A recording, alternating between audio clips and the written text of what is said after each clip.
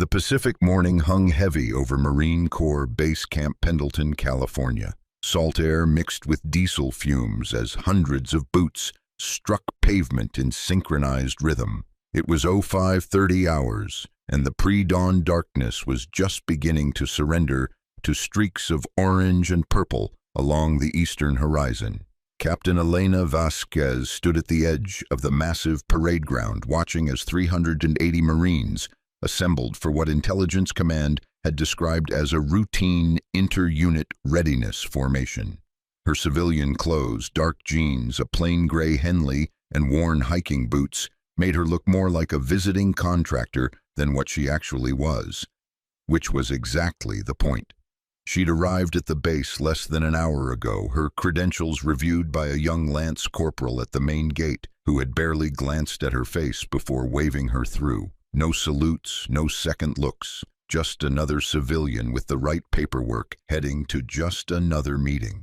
Elena had adjusted the strap of her canvas duffel bag and walked through the gates of one of the most elite Marine installations in the United States, completely unnoticed. Before we begin, make sure to subscribe to Military and Veteran Stories so you never miss these true tales of courage. And tell us in the comments, where are you watching from today? Elena's eyes tracked across the formation with the kind of automatic assessment that came from 2 decades of military service. She noted the spacing between platoons, the posture of the assembled Marines, the way junior officers positioned themselves relative to their units. Details that most people would miss, but that told her volumes about the readiness and discipline of the force before her. At 38 years old, Elena Vasquez carried herself with an economy of movement that suggested both confidence and something deeper, a wariness born from experiences most people would never understand. Her dark hair was pulled back in a simple ponytail, revealing a face that was attractive in an understated way, with lines around her eyes that came from squinting into desert sun and scanning rooftops for threats.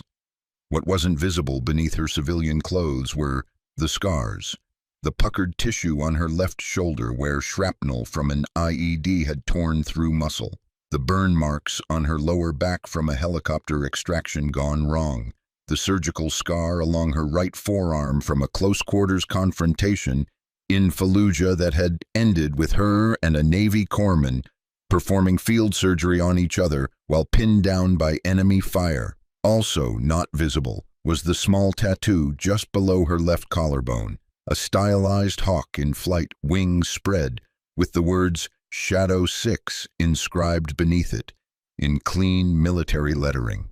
It was a call sign she'd earned 12 years ago during her 3rd deployment, leading a Marine Force reconnaissance unit through some of the most dangerous operations of the Iraq War, a name that was spoken with reverence in certain circles, though most of the Marines now assembled before her had never heard it. Elena checked her watch, a battered Sunto tactical model that had been with her through 7 combat deployments, and began walking toward the administrative building adjacent to the parade ground. Her gait was smooth but purposeful, the walk of someone who had covered thousands of miles on foot through hostile territory and had learned to move efficiently without wasted energy. She passed a group of junior Marines heading toward the formation, their conversation animated as they discussed weekend plans and upcoming training exercises. None of them gave her more than a passing glance. Just another civilian on base, probably someone from contracting or supply logistics, certainly not someone who warranted a second thought. But one person did notice her. Gunnery Sergeant Marcus Reeves stood near the entrance to the administrative building, his weathered face and salt and pepper hair marking him as a career Marine who had seen his share of deployments. At 42, he was old enough to remember when force recon operations were still heavily classified, and he had developed an instinct for recognizing people who carried themselves with the particular brand of quiet confidence that came from operating in the world's most dangerous places. He watched Elena approach, his experienced eyes noting details that others missed. The way she moved, balanced, aware of her surroundings without obviously scanning them, The way her right hand hung slightly away from her body, as if accustomed to the weight of a sidearm that wasn't currently there. The slight favoring of her left leg, so subtle that most people would never notice it, but consistent with someone who had sustained a significant injury and learned to compensate for it. Their eyes met for a fraction of a second as Elena passed, and Reeves felt a jolt of recognition. Not of her face, he was certain they had never met, but of something deeper. He knew what she was because he had been there himself. This was someone who had operated in the shadows, who had led Marines into places where failure meant death, and who carried the weight of those experiences in ways that never fully left. "Ma'am," he said quietly, his voice carrying the particular tone of respect that career Marines reserved for those who had truly earned it. Elena paused and turned slightly, acknowledging him with a small nod. "Gunny," she replied, her voice low and controlled. The exchange lasted perhaps 2 seconds, but it communicated volumes. Reeves returned to his position, filing away the encounter for later consideration. Whoever this woman was, she was significantly more than she appeared to be. And based on the timing of her arrival, just before a major formation that would include representatives from every company on base, her presence was likely connected to something important. Elena continued into the administrative building, her boots making soft sounds on the polished linoleum floor. The interior was typical of military facilities built in the 1980s, functional, well-maintained, but utterly devoid of personality. Fluorescent lights hummed overhead, and the faint smell of industrial cleaning solution hung in the air. She found the office she was looking for on the 2nd floor. Colonel David Martinez, no relation, though they had joked about it during their initial phone call, was expecting her. His door was open, and he looked up from his desk as she approached. "Captain Vasquez," he said, standing and extending his hand. His office was neat and organized, with commendations on the walls and a shelf filled with books on military history and leadership. "Thank you for coming on such short notice." "Sir," Elena replied, shaking his hand with a firm grip, "though I should mention that I retired from active duty 8 months ago. Just Elena is fine." Martinez smiled slightly. "Force of habit, and frankly, given what I'm about to ask you to do, I think we should maintain the formalities." He gestured toward a chair, and Elena sat, automatically positioning herself where she could see both the door and the window, another habit that would never leave her. "The situation is more complicated than we discussed on the phone," Martinez began, pulling out a file folder stamped with various classification markings. "We've been tracking a pattern of incidents across multiple companies over the past 6 months. Nothing that rises to the level of official investigation, at least not yet, but enough to raise serious concerns." Elena remained silent, her expression neutral as Martinez continued.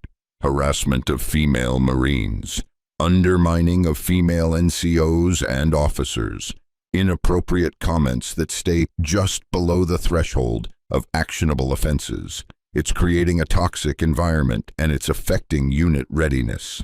He paused, studying her face.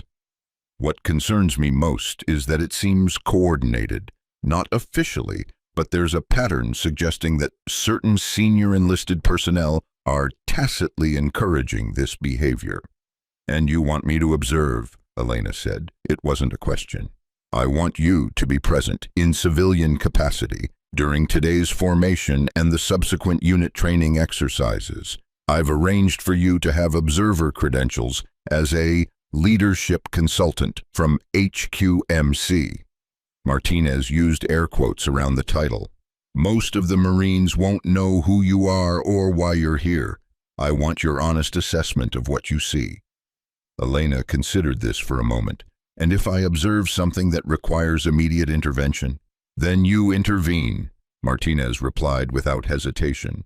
"I trust your judgment. You've led Marines in combat. You understand the difference between normal military culture and behavior that crosses the line into undermining unit effectiveness." There was more to this, Elena knew. Martinez wouldn't have called her wouldn't have reached out to a retired force recon officer who had spent the past 8 months trying to decompress from 2 decades of war, unless the situation was serious enough to warrant unconventional approaches. "Who else knows I'm here?" she asked. "Just me and Gunnery Sergeant Reeves, who you probably passed on your way in. He's someone you can trust. Former recon himself, and he's been trying to document these incidents through proper channels, but he's hitting resistance from some of the senior enlisted leadership." Elena stood, her decision made. "I'll observe this morning's formation and provide you with my initial assessment afterward." "Thank you," Martinez said, genuine relief evident in his voice. "And Elena, be careful. If what Reeves suspects is true, there are people in this formation who don't respond well to anyone, especially women, questioning their authority or behavior."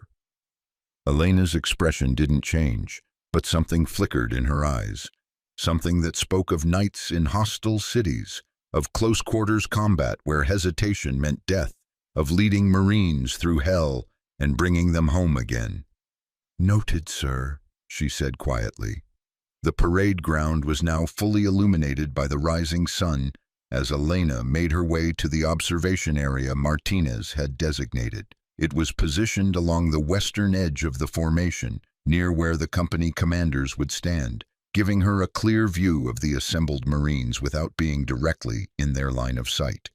380 Marines stood in formation, organized by company and platoon.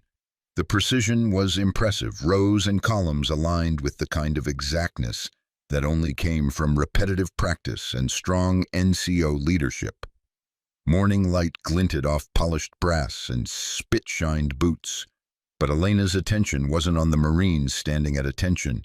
It was on the sergeants and staff sergeants moving between the formations, making final adjustments and checking readiness, and specifically on one man who stood near the center of the parade ground. Staff Sergeant Derek Holbrook was impossible to miss.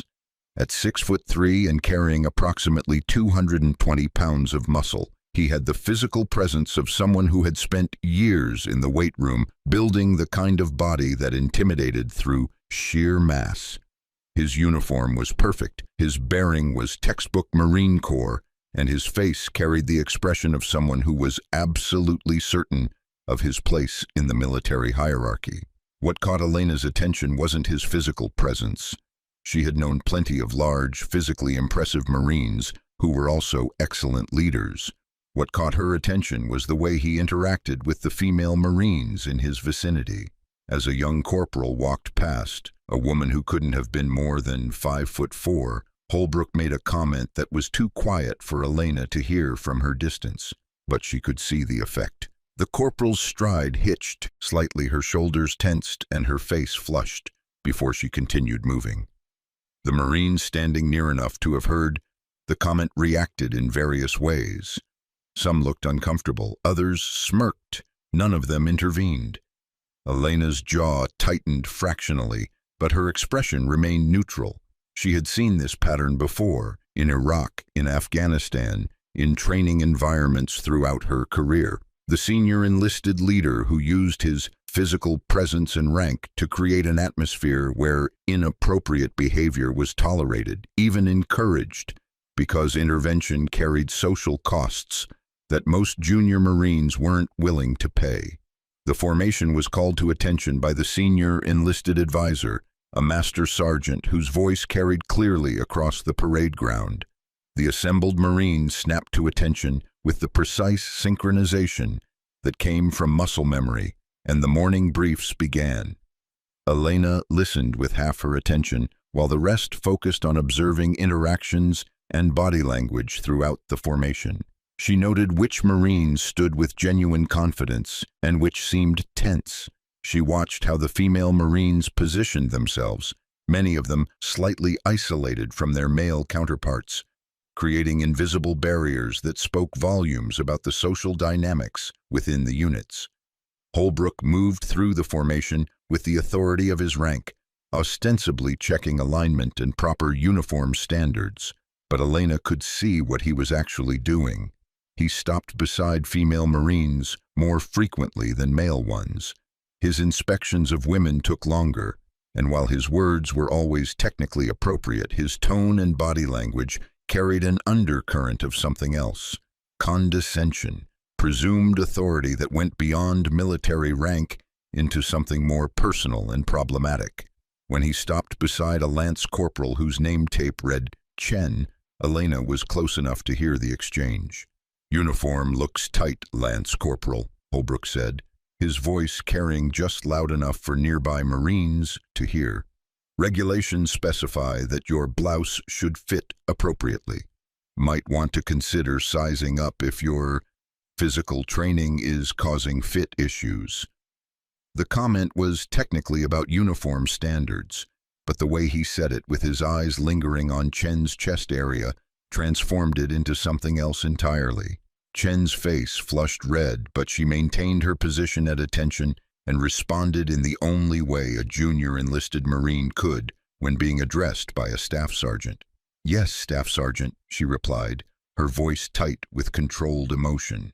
Holbrook moved on, a slight smile on his face that suggested he was pleased with the reaction he had provoked. Elena made a mental note of the exchange, adding it to the pattern she was already observing. The morning briefings continued. Unit commanders provided updates on training schedules, upcoming deployments, and administrative matters. Through it all, Elena maintained her position as an unobtrusive observer, watching the dynamics play out across the formation. Then came the announcement that would change everything. "Following this formation," Master Sergeant Rodriguez announced, "all personnel will proceed to Training Area Bravo for the quarterly combat readiness assessment. We'll be conducting both individual and team exercises, with emphasis on hand-to-hand combat techniques and close-quarters tactical scenarios.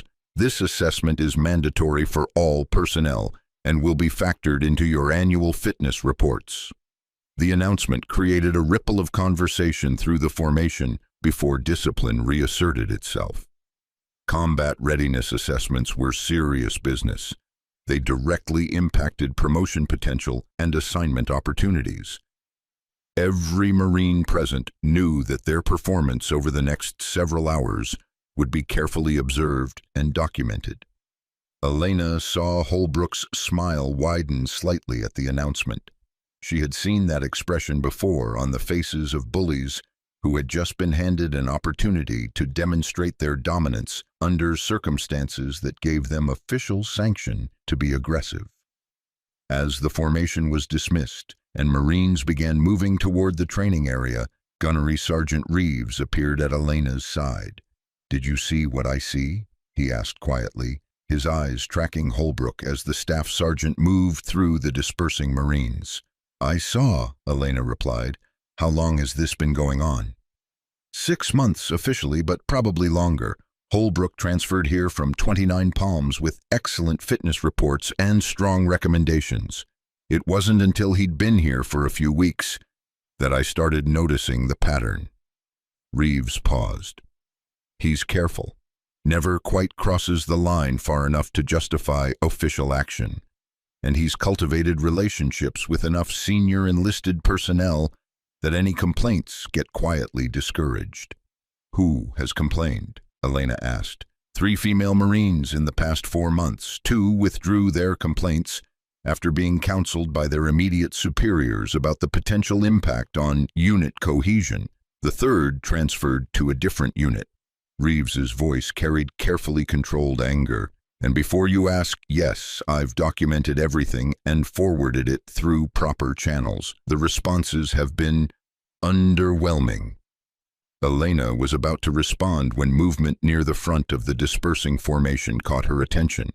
Holbrook had stopped beside a small group of female Marines and was speaking to them in a voice loud enough to carry to the Marines around them.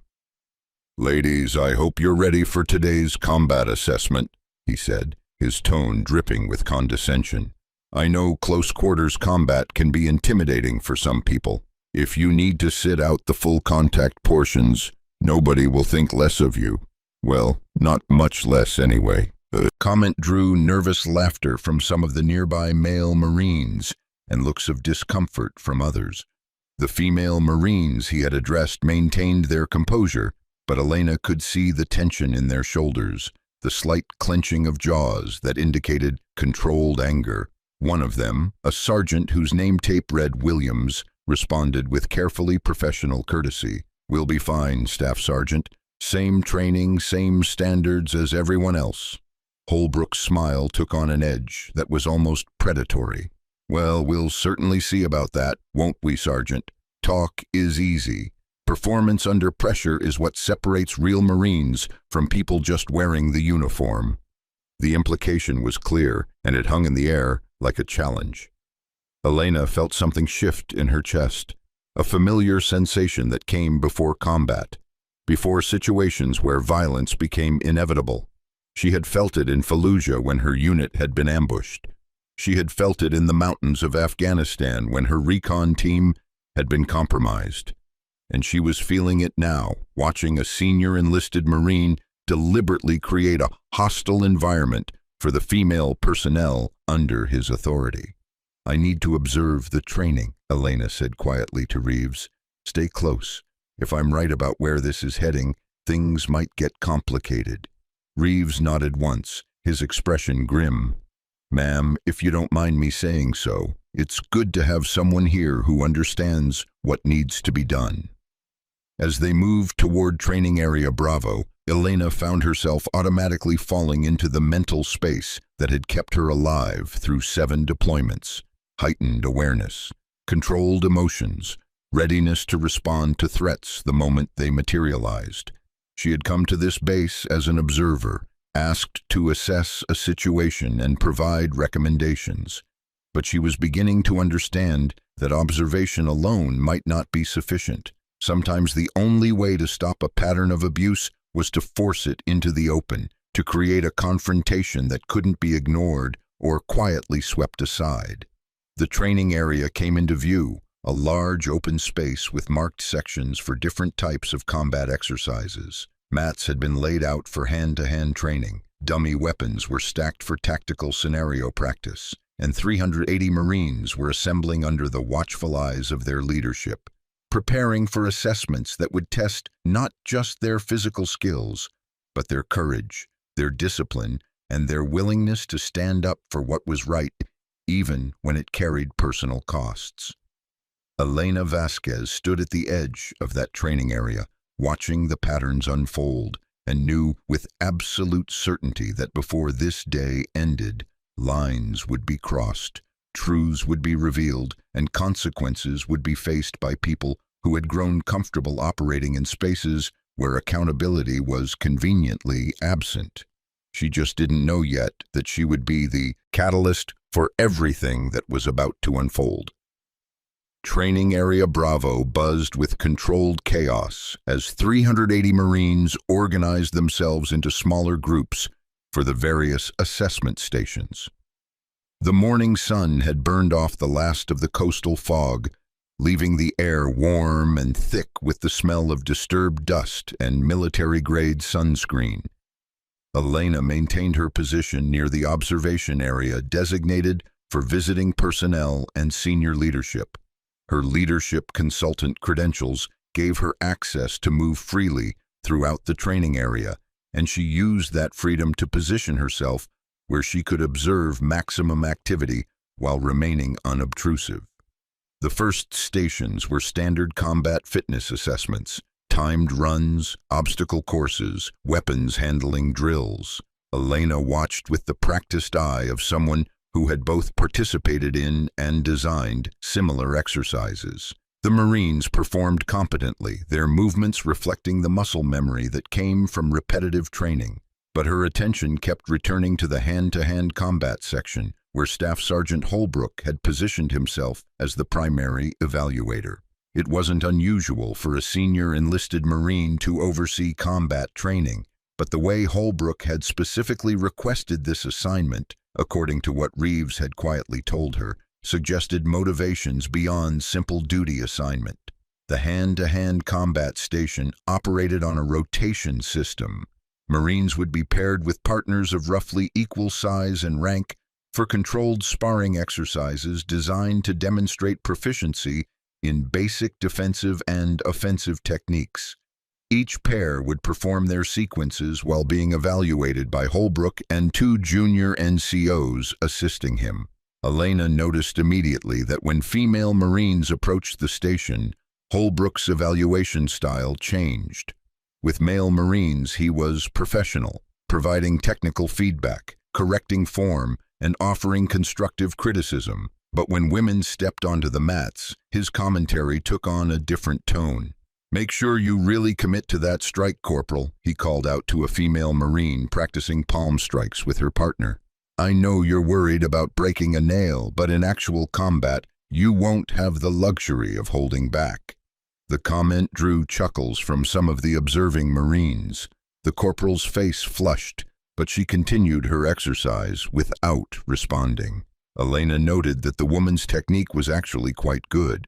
Her strikes were well positioned, her footwork was solid, and her defensive posture showed evidence of significant training. As the morning progressed, Elena began moving closer to the hand-to-hand combat area. Her movement was casual, as if she was simply repositioning to get a better view of the overall training progress. But in reality, she was systematically working her way to where she could observe Holbrook's interactions more directly. A young lance corporal, her name tape read Morrison, was called to demonstrate a defensive sequence against a simulated knife attack. Her assigned partner was a male Marine who outweighed her by at least 60 pounds. The exercise was designed to show how proper technique could overcome size disadvantages, and Morrison began the demonstration with clear competence. But Holbrook interrupted before she could complete the sequence. "Hold on, Lance Corporal," he called out, stepping onto the mat. "Let's make this more realistic. In actual combat, your attacker isn't going to move slowly and telegraph his intentions." He turned to Morrison's partner. "I'll demonstrate. Come at her the way a real enemy combatant would." What happened next crossed the line from training exercise into something more dangerous. Morrison's partner, following Holbrook's direction, came at her with significantly more speed and aggression than the controlled demonstration parameters called for. Morrison responded instinctively, executing a defensive technique that successfully redirected her partner's attack. But the increased intensity caused the exercise to become genuinely physical rather than demonstrative. "There you go," Holbrook said when the sequence was complete. "See how different it is when there's real pressure? In combat, the enemy doesn't care if you're scared or overwhelmed. They'll exploit any weakness." The implication was clear that Morrison had been scared or overwhelmed, despite the fact that she had successfully defended herself against an attack that exceeded the exercise parameters. Elena felt her jaw tighten as she watched Morrison return to her position, her face showing a mixture of anger and embarrassment. But what happened next made Elena reconsider her assessment of both Holbrook and the dynamics at play in this unit. Gunnery Sergeant Reeves had been observing from another section of the training area. Now he walked directly to the hand-to-hand combat station, his expression neutral but his body language radiating controlled authority. "Staff Sergeant Holbrook," Reeves said, his voice carrying clearly. "A word, please." The two men stepped away from the mats, ostensibly for a private conversation, but they remained within Elena's earshot. Her hearing, trained through years of operations where the ability to pick up quiet sounds could mean the difference between life and death, caught most of the exchange. "The training parameters for these exercises are clearly defined," Reeves said quietly. "Escalating the intensity without proper safety protocols puts Marines at risk and violates assessment guidelines." Holbrook's response was carefully controlled, but Elena could hear the edge beneath his professional tone. "Just trying to ensure the training is realistic, Gunny. Combat doesn't follow safety protocols." "This is an assessment, not a combat operation," Reeves replied, "and I'm sure you're aware that any injuries resulting from improperly supervised training exercises reflect on the leadership conducting that training." The exchange ended with Holbrook returning to the mats, his expression unchanged, but something in his posture suggested anger held carefully in check. Reeves caught Elena's eye for a moment, and she saw concern there, not just about Holbrook's behavior in this specific instance, but about something larger that both of them recognized but couldn't quite articulate yet. Elena made a decision. She began walking toward the hand-to-hand combat area, moving with the casual authority of someone who had every right to be wherever she chose to be. Several Marines glanced at her as she approached, clearly curious about the civilian woman who was observing their training with such focused attention. Holbrook noticed her approach, and his expression shifted slightly. "Can I help you, ma'am?" he asked, his tone professionally courteous but with an undercurrent that suggested he found her presence intrusive. "Just observing," Elena replied calmly. "Colonel Martinez asked me to assess the training protocols being implemented." She paused, letting her eyes scan the assembled Marines, particularly interested in how defensive techniques are being taught. Force Recon had very specific methodologies for close-quarters combat that proved highly effective in operational environments. It was a seemingly casual comment, but Elena had chosen her words carefully. By mentioning Force Recon, she had subtly indicated military experience. The question was whether Holbrook would catch the implication. His eyes narrowed slightly. "Force Recon," he repeated. "You served?" "I spent some time in various units," Elena replied, her tone neutral and deliberately vague. "Long enough to see what works and what creates unnecessary risks during training." The conversation was interrupted by movement near the mats. One of the female Marines, Sergeant Williams, the same one who had responded to Holbrook's earlier comments, was preparing for her assessment rotation. Her assigned partner was a male sergeant of similar rank, but significantly larger physical presence. "Should be interesting," Holbrook muttered, loud enough for Elena to hear. "Williams has been talking about how women can perform just as effectively in combat roles. Let's see if her performance matches her rhetoric." Elena said nothing, but she shifted her position slightly to get a better view of what was about to unfold. Something in Holbrook's tone suggested this wasn't going to be a standard assessment exercise. Williams stepped onto the mat with her partner, both of them assuming ready positions. The exercise parameters were called out. Williams would demonstrate defensive responses to various attack patterns, with emphasis on using technique rather than strength to neutralize threats. The first sequence went smoothly. Williams demonstrated solid fundamentals, her movements precise and controlled. But as the exercise progressed, Elena noticed that Holbrook was providing running commentary that seemed designed to undermine rather than evaluate. "Watch your footwork, Sergeant. An enemy won't give you time to think about positioning."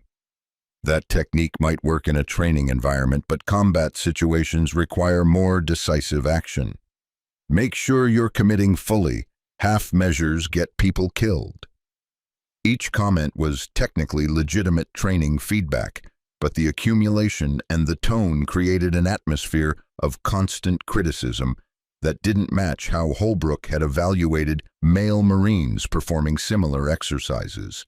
Williams maintained her composure and completed her assessment sequences competently. But as she was stepping off the mat, Holbrook made one more comment that changed everything. "Not bad for someone who spends more time filing harassment complaints than actually training," he said, his voice just loud enough for nearby Marines to hear clearly. The comment hung in the air like a grenade whose pin had been pulled. Every person within earshot went still, recognizing that a line had just been crossed from inappropriate commentary into direct professional attack. Williams stopped mid-step. Her back was to Holbrook, and Elena could see the tension radiate through her shoulders. For several seconds, nobody moved or spoke. The assembled Marines waited to see how Williams would respond, whether she would let it pass or whether she would challenge a staff sergeant in front of the entire unit. When Williams turned around, her expression was controlled, but her eyes blazed with carefully focused anger. Staff Sergeant, I'd like clarification on that comment, she said, her voice steady and professional. Are you referencing specific incidents or making generalized assumptions about my professional conduct? Holbrook's smile widened slightly. Just making observations, Sergeant. If you have concerns about my assessment of your training performance, you're welcome to file a complaint. I hear you're familiar with that process. The situation was escalating rapidly toward a confrontation that would force command attention. Elena could see Marines throughout the training area beginning to notice the tension, conversation stopping as attention shifted toward the hand-to-hand combat station. Gunnery Sergeant Reeves was already moving toward the mat, clearly intending to intervene before the situation deteriorated further. But before he could arrive, Williams made a decision that would prove to be the catalyst for everything that followed. With respect, Staff Sergeant, your comment suggests bias that might affect your ability to conduct fair assessments, Williams said clearly. I request that my evaluation be reviewed by an objective evaluator. It was a professionally appropriate response to what was clearly inappropriate commentary. But in the social dynamics of military culture, particularly among enlisted personnel where maintaining face and demonstrating strength carried enormous weight, challenging a senior NCO's judgment in front of hundreds of Marines was the equivalent of throwing down a gauntlet. Holbrook's expression hardened. You're questioning my professional judgment, Sergeant. I'm requesting fair treatment, Williams replied, which is my right under Marine Corps regulations. The tension was now thick enough to cut with a knife.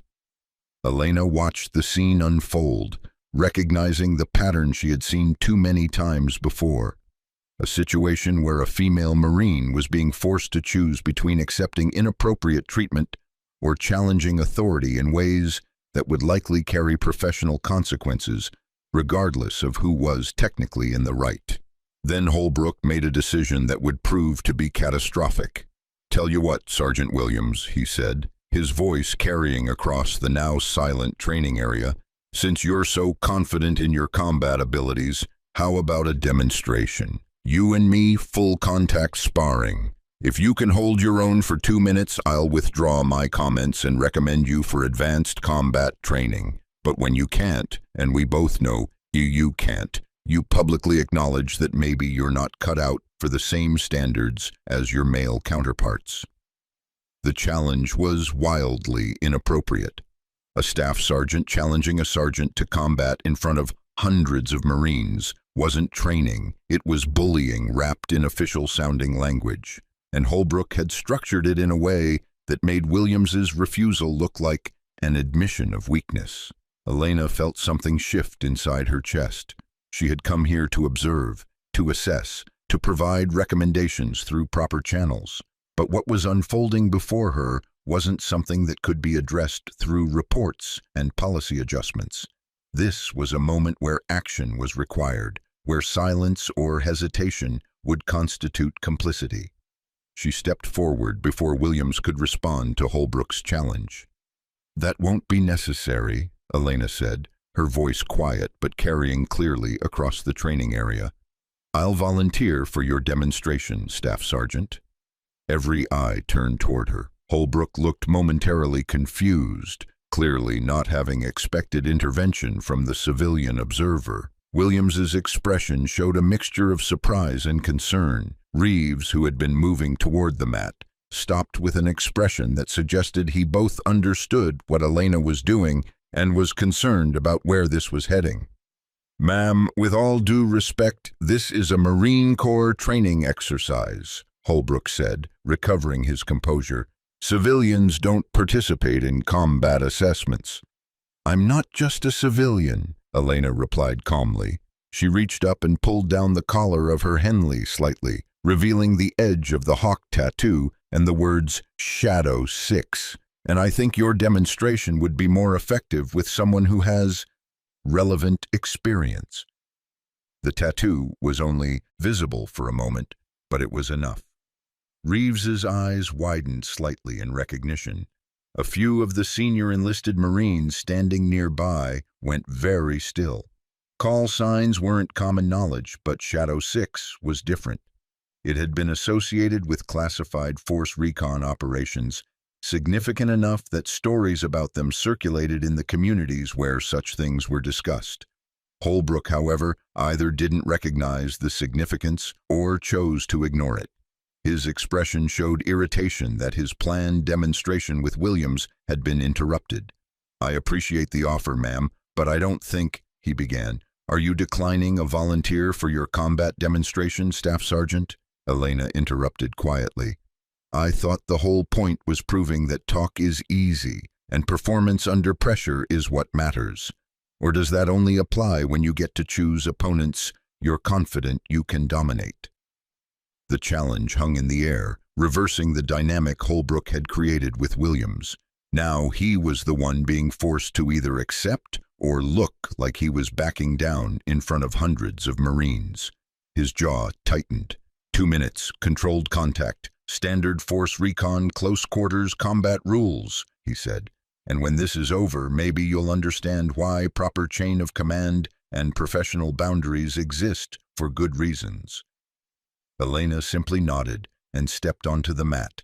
The assembled Marines pressed closer, sensing that what was about to happen would be something significant.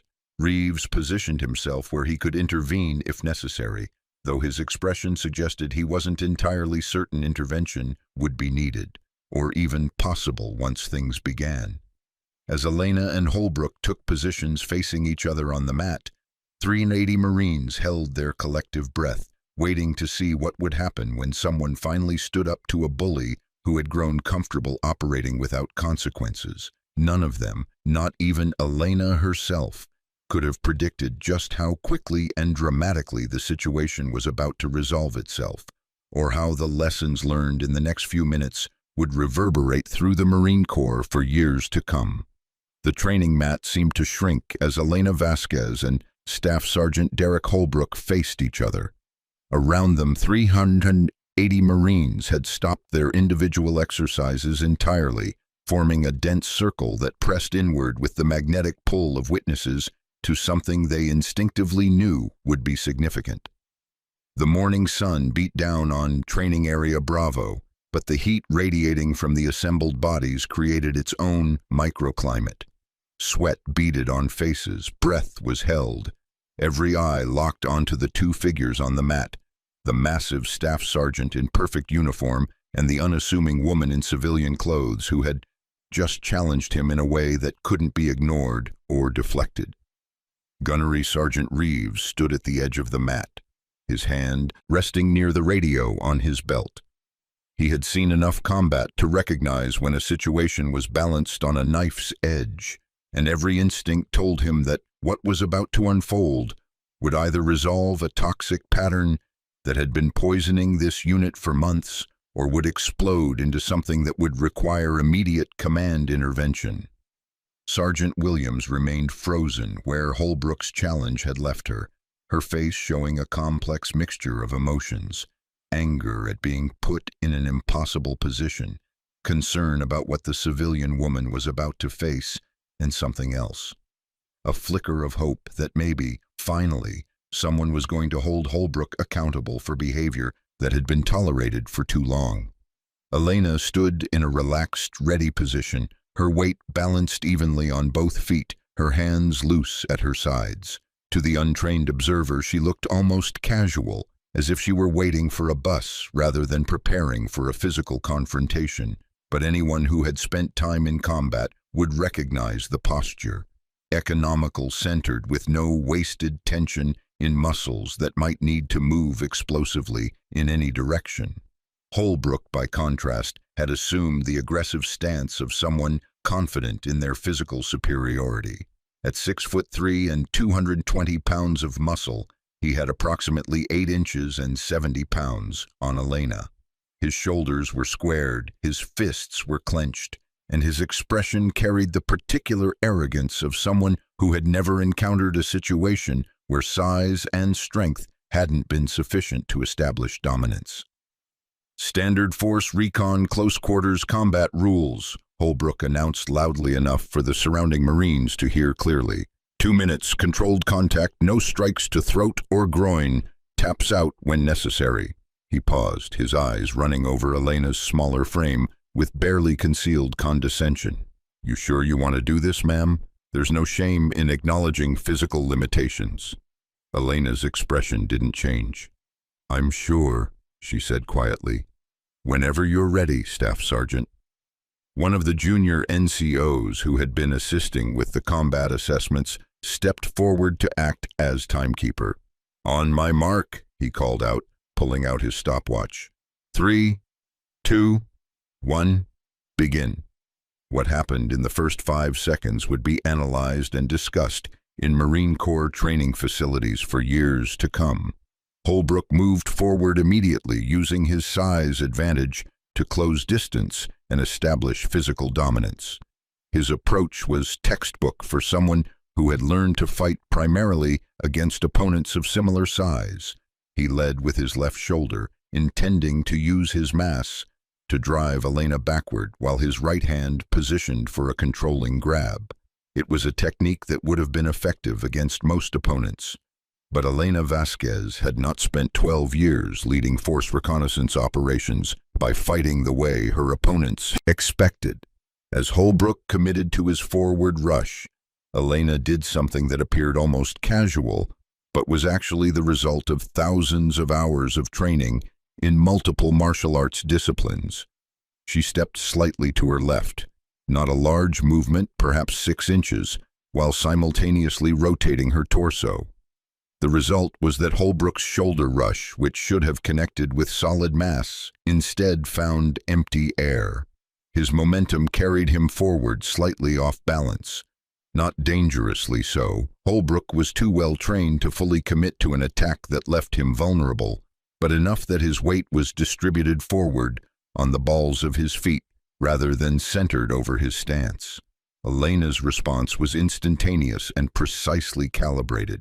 As Holbrook's rush carried him past her center line, she extended her right foot in a movement that was part sweep, part trip, catching his forward leg at exactly the moment when all his weight was transitioning onto it. The technique was called ashi-barai in traditional Japanese martial arts, though the Marine Corps Close Quarters Combat Program had adopted it under the more prosaic name ankle sweep. When executed properly against an off-balance opponent, it was devastatingly effective because it used the opponent's own momentum to accelerate their fall. Holbrook went down hard, his 220 pounds hitting the mat, with a sound that made several nearby Marines wince.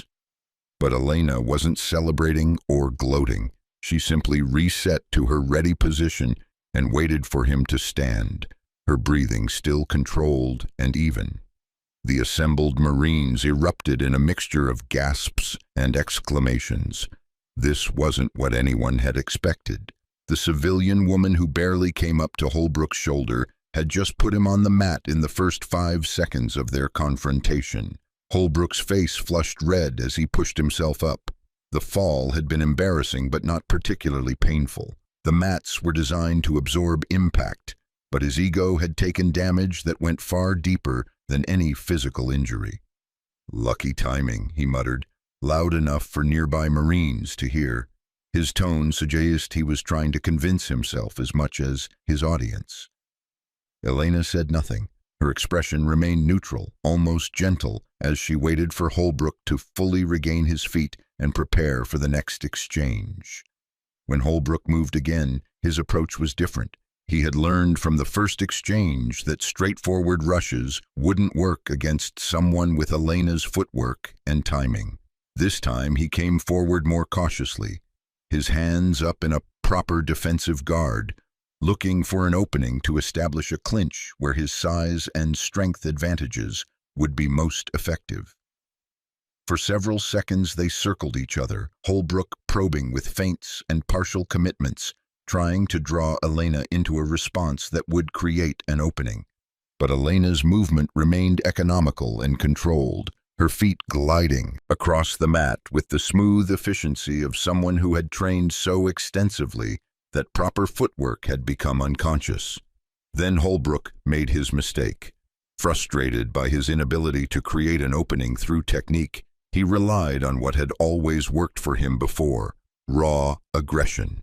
He lunged forward with a grab aimed at Elena's shoulders, intending to use his superior reach and strength to pull her into a clinch. His movement was fast and committed, backed by the full power of his muscular frame, but Elena had been waiting for exactly this moment. She had spent the previous exchanges analyzing Holbrook's patterns, recognizing that underneath his technical training was a fundamental reliance on physical dominance. She had known that eventually his frustration would override his discipline, and he would make an attack that was more about demonstrating power than applying proper technique. As Holbrook's hands reached for her shoulders, Elena executed a technique that Force Recon operators called the door. Though its origins lay in Aikido and other martial arts, focused on using an attacker's energy against them. She stepped forward and slightly to the side, moving into Holbrook's attack rather than away from it, while simultaneously raising her left arm to deflect his right hand upward and away from her body. The movement put her inside Holbrook's reach, closer to his center of mass than he had intended, and positioned her where his size advantage became a liability rather than an asset. Before he could adjust, Elena's right hand found the back of his head, not striking but controlling, while her left hand secured a grip on his uniform collar. Then she dropped her weight and rotated. The technique was a variation of Koshi Guruma, a hip throw that, when properly executed, could send opponents significantly larger than the thrower sailing through the air. Elena's version was modified for combat situations, where the goal wasn't competition points, but complete neutralization of an opponent's ability to continue fighting. Holbrook's world inverted. One moment he was reaching for Elena's shoulders, confident that his superior size would allow him to control the engagement.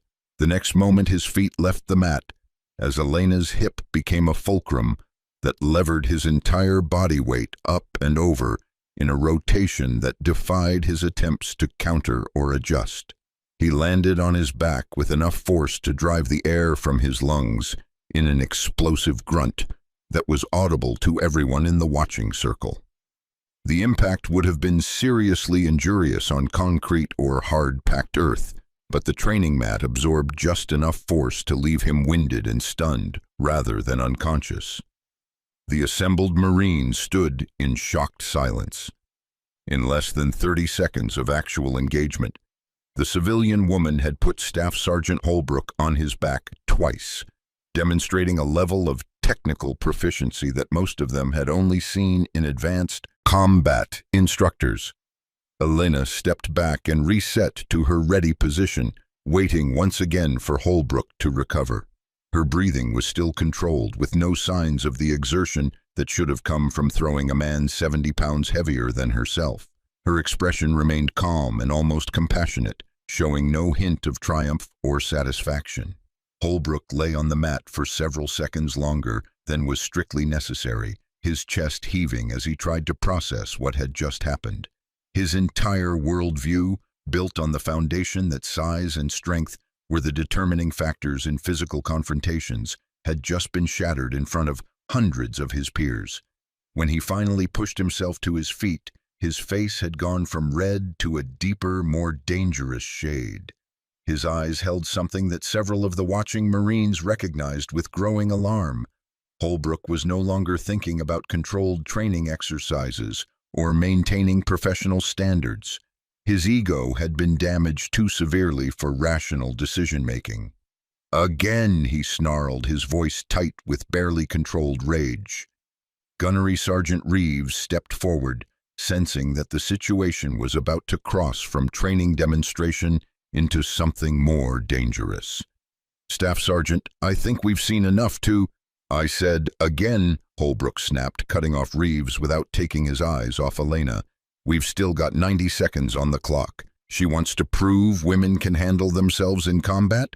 Let's see how she does when someone stops playing nice." The threat was explicit and undeniable. Holbrook was no longer participating in a training exercise. He was preparing to genuinely attack another human being out of wounded pride and anger. Elena should have stepped back, should have let Reeves intervene, should have accepted that she had made her point and allowed the situation to de-escalate through proper command channels. But she had seen this pattern too many times before, had watched bullies and abusers retreat into the shadows when confronted, only to emerge again later to target people who couldn't defend themselves as effectively. Had lost count of the number of female Marines and soldiers who had left the service not because they lacked capability, but because they were ground down by constant harassment from people who never faced real consequences. And in that moment, standing on a training mat in front of 380 Marines, Elena Vasquez made a decision that would change not just her own trajectory, but the culture of the entire unit. "Okay, Staff Sergeant," she said quietly, "no more playing nice." Holbrook charged. There was no other word for it. He abandoned any pretense of technique or controlled engagement and simply rushed forward with the full force of his body weight and strength, driven by rage and humiliation and the desperate need to reassert dominance through violence. His right fist came forward in a strike that was designed to hurt rather than demonstrate technique. The punch was telegraphed. Holbrook's shoulder drew back before the strike launched forward, but it carried genuine power and malicious intent. If it connected, Elena would be seriously injured. But it never connected. Elena's response drew gasps from every Marine who understood what they were witnessing. She moved forward instead of backward, closing the distance even as Holbrook's fist drove toward her face. Her movement was so precisely timed that his knuckles passed within inches of her cheek, the wind of the near miss stirring strands of hair that had come loose from her ponytail. Being inside Holbrook's reach meant his size advantage evaporated. His long arms, so effective at controlling distance, became liabilities when the fight collapsed to close quarters. And Elena was exactly where she wanted to be. Her left hand caught Holbrook's extended right wrist as his punch completed its arc through empty air. Her grip locked on with the kind of pressure that came from years of climbing ropes, rappelling from helicopters, and executing techniques that required absolute control over an opponent's limbs. Simultaneously, her right hand drove upward in a palm strike that connected with Holbrook's chin at the precise angle to snap his head backward. The strike wasn't intended to cause serious injury. Elena had pulled the power significantly, but it was enough to stun him and create the disorientation necessary for what came next. Still gripping his right wrist, Elena pivoted her entire body while dropping her weight. The movement was another throw from her extensive training, but this one was executed with the kind of explosive speed that only came from combat experience where hesitation meant death. Holbrook felt his feet leave the mat for the third time, but this rotation was different from the previous throws. This time, Elena's technique was designed not just to take him down, but to control his descent in a way that would leave him completely helpless. They hit the mat together, but Elena's impact was controlled, while Holbrook's was catastrophic. She had guided his fall so that he landed face first, with his right arm trapped and extended behind him, in a position that put enormous pressure on his shoulder joint and elbow. It was an armbar, one of the most fundamental control techniques in ground fighting, but executed with a level of precision that transformed a basic move into something approaching art. Elena's legs wrapped around Holbrook's trapped arm, her hips became the fulcrum that created leverage, and her grip on his wrist meant that any movement he made would only increase the pressure on his hyperextended joints. "Tap," she said quietly, her voice calm despite the physical exertion of controlling a man significantly larger than herself.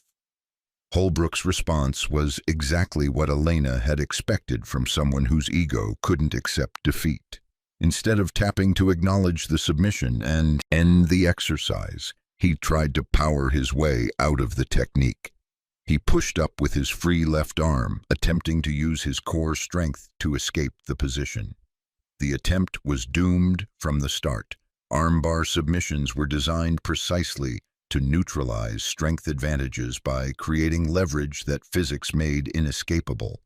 The harder Holbrook fought against the technique, the more pressure built on his trapped arm. "Tap," Elena repeated, her voice still quiet but carrying a note of urgency now. She could feel the tension building in Holbrook's arm, could sense that his joints were approaching their structural limits. But Holbrook's pride had completely overridden his self-preservation instincts. Rather than acknowledging submission, he made one more violent attempt to escape, wrenching his body sideways with all his remaining strength. The crack was audible to every Marine standing in the first 3 rows of the watching circle. It wasn't a clean break. Later examination would show that Holbrook's elbow had partially dislocated, while the ligaments in his shoulder tore under pressure that exceeded their tensile strength. But in that moment, what mattered was the sound of structural failure and Holbrook's scream that cut through the morning air like a siren. Elena released the armbar immediately, recognizing the injury and knowing that continuing to apply pressure would cause permanent damage. She rolled away from Holbrook and came to her feet in one smooth motion, her hands already raised in a gesture that showed she was no longer engaged in combat. Holbrook lay on the mat, cradling his right arm against his chest. His face had gone pale and sweat poured down his temples, despite the fact that the actual physical engagement had lasted less than 90 seconds. His arm hung at an angle that was visibly wrong even to Marines without medical training. The watching circle stood in absolute silence. What they had just witnessed had crossed from training demonstration into something else entirely. A confrontation that had real consequences, real injuries, and real implications for everyone involved. Gunnery Sergeant Reeves was the first to react, his training overriding his shock. "Corpsman," he bellowed, his voice carrying across the training area with the kind of authority that came from years of leading Marines in crisis situations. "Medical emergency at the hand-to-hand combat station. I need a corpsman here now." Several Marines broke from the watching circle and sprinted toward the medical station that was standard setup for any training exercise involving physical contact. Others pulled out their phones, violating standing orders about recording training activities, but nobody moved to stop them. What they had witnessed was too significant to go undocumented. Elena knelt beside Holbrook, her expression showing genuine concern despite what had just transpired. "Don't move the arm," she said quietly, falling automatically into the voice she had used countless times in combat zones when Marines under her command had been injured. "Help is coming. Try to keep your breathing steady and don't attempt to move until the corpsman can assess the injury." Holbrook's eyes focused on her face, pain and shock replacing the rage that had driven him moments before. What are you?" he managed to gasp between breaths. "Someone who tried to warn you," Elena replied simply. The corpsman arrived within 90 seconds, carrying his medical kit and followed by 2 Marines with a stretcher. He took one look at Holbrook's arm and immediately began assessing for signs of arterial damage or nerve injury while simultaneously preparing to immobilize the limb. Partial elbow dislocation, possible shoulder separation, significant soft tissue damage. The corpsman announced to Reeves as he worked. "He needs immediate transport to the base hospital. I'm calling for an ambulance rather than trying to move him in a personal vehicle." As the corpsman made the call, Sergeant Williams approached Elena carefully. "Ma'am," she said quietly, her voice carrying a mixture of emotions that was hard to parse. "Thank you, but you know this is going to create serious complications." Elena nodded slowly. "I know." "Who are you?" Williams asked, echoing Holbrook's question but with different intent. "That tattoo, the way you fight, you're not just some civilian consultant." Before Elena could respond, Colonel Martinez arrived at the training area, moving at a pace just short of running.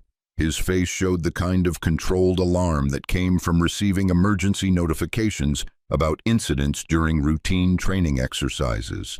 He took in the scene with experienced eyes, the injured staff sergeant being treated by the corpsman, The 380 Marines standing in shocked silence, Gunnery Sergeant Reeves maintaining order, and Elena Vasquez standing calmly at the center of everything that had just unfolded. "Captain Vasquez," Martinez said, his use of her rank causing ripples of reaction through the nearby Marines.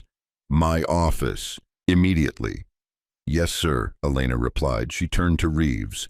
"Gunny, make sure the corpsman has everything he needs, and ensure that someone collects statements from witnesses while memories are still fresh."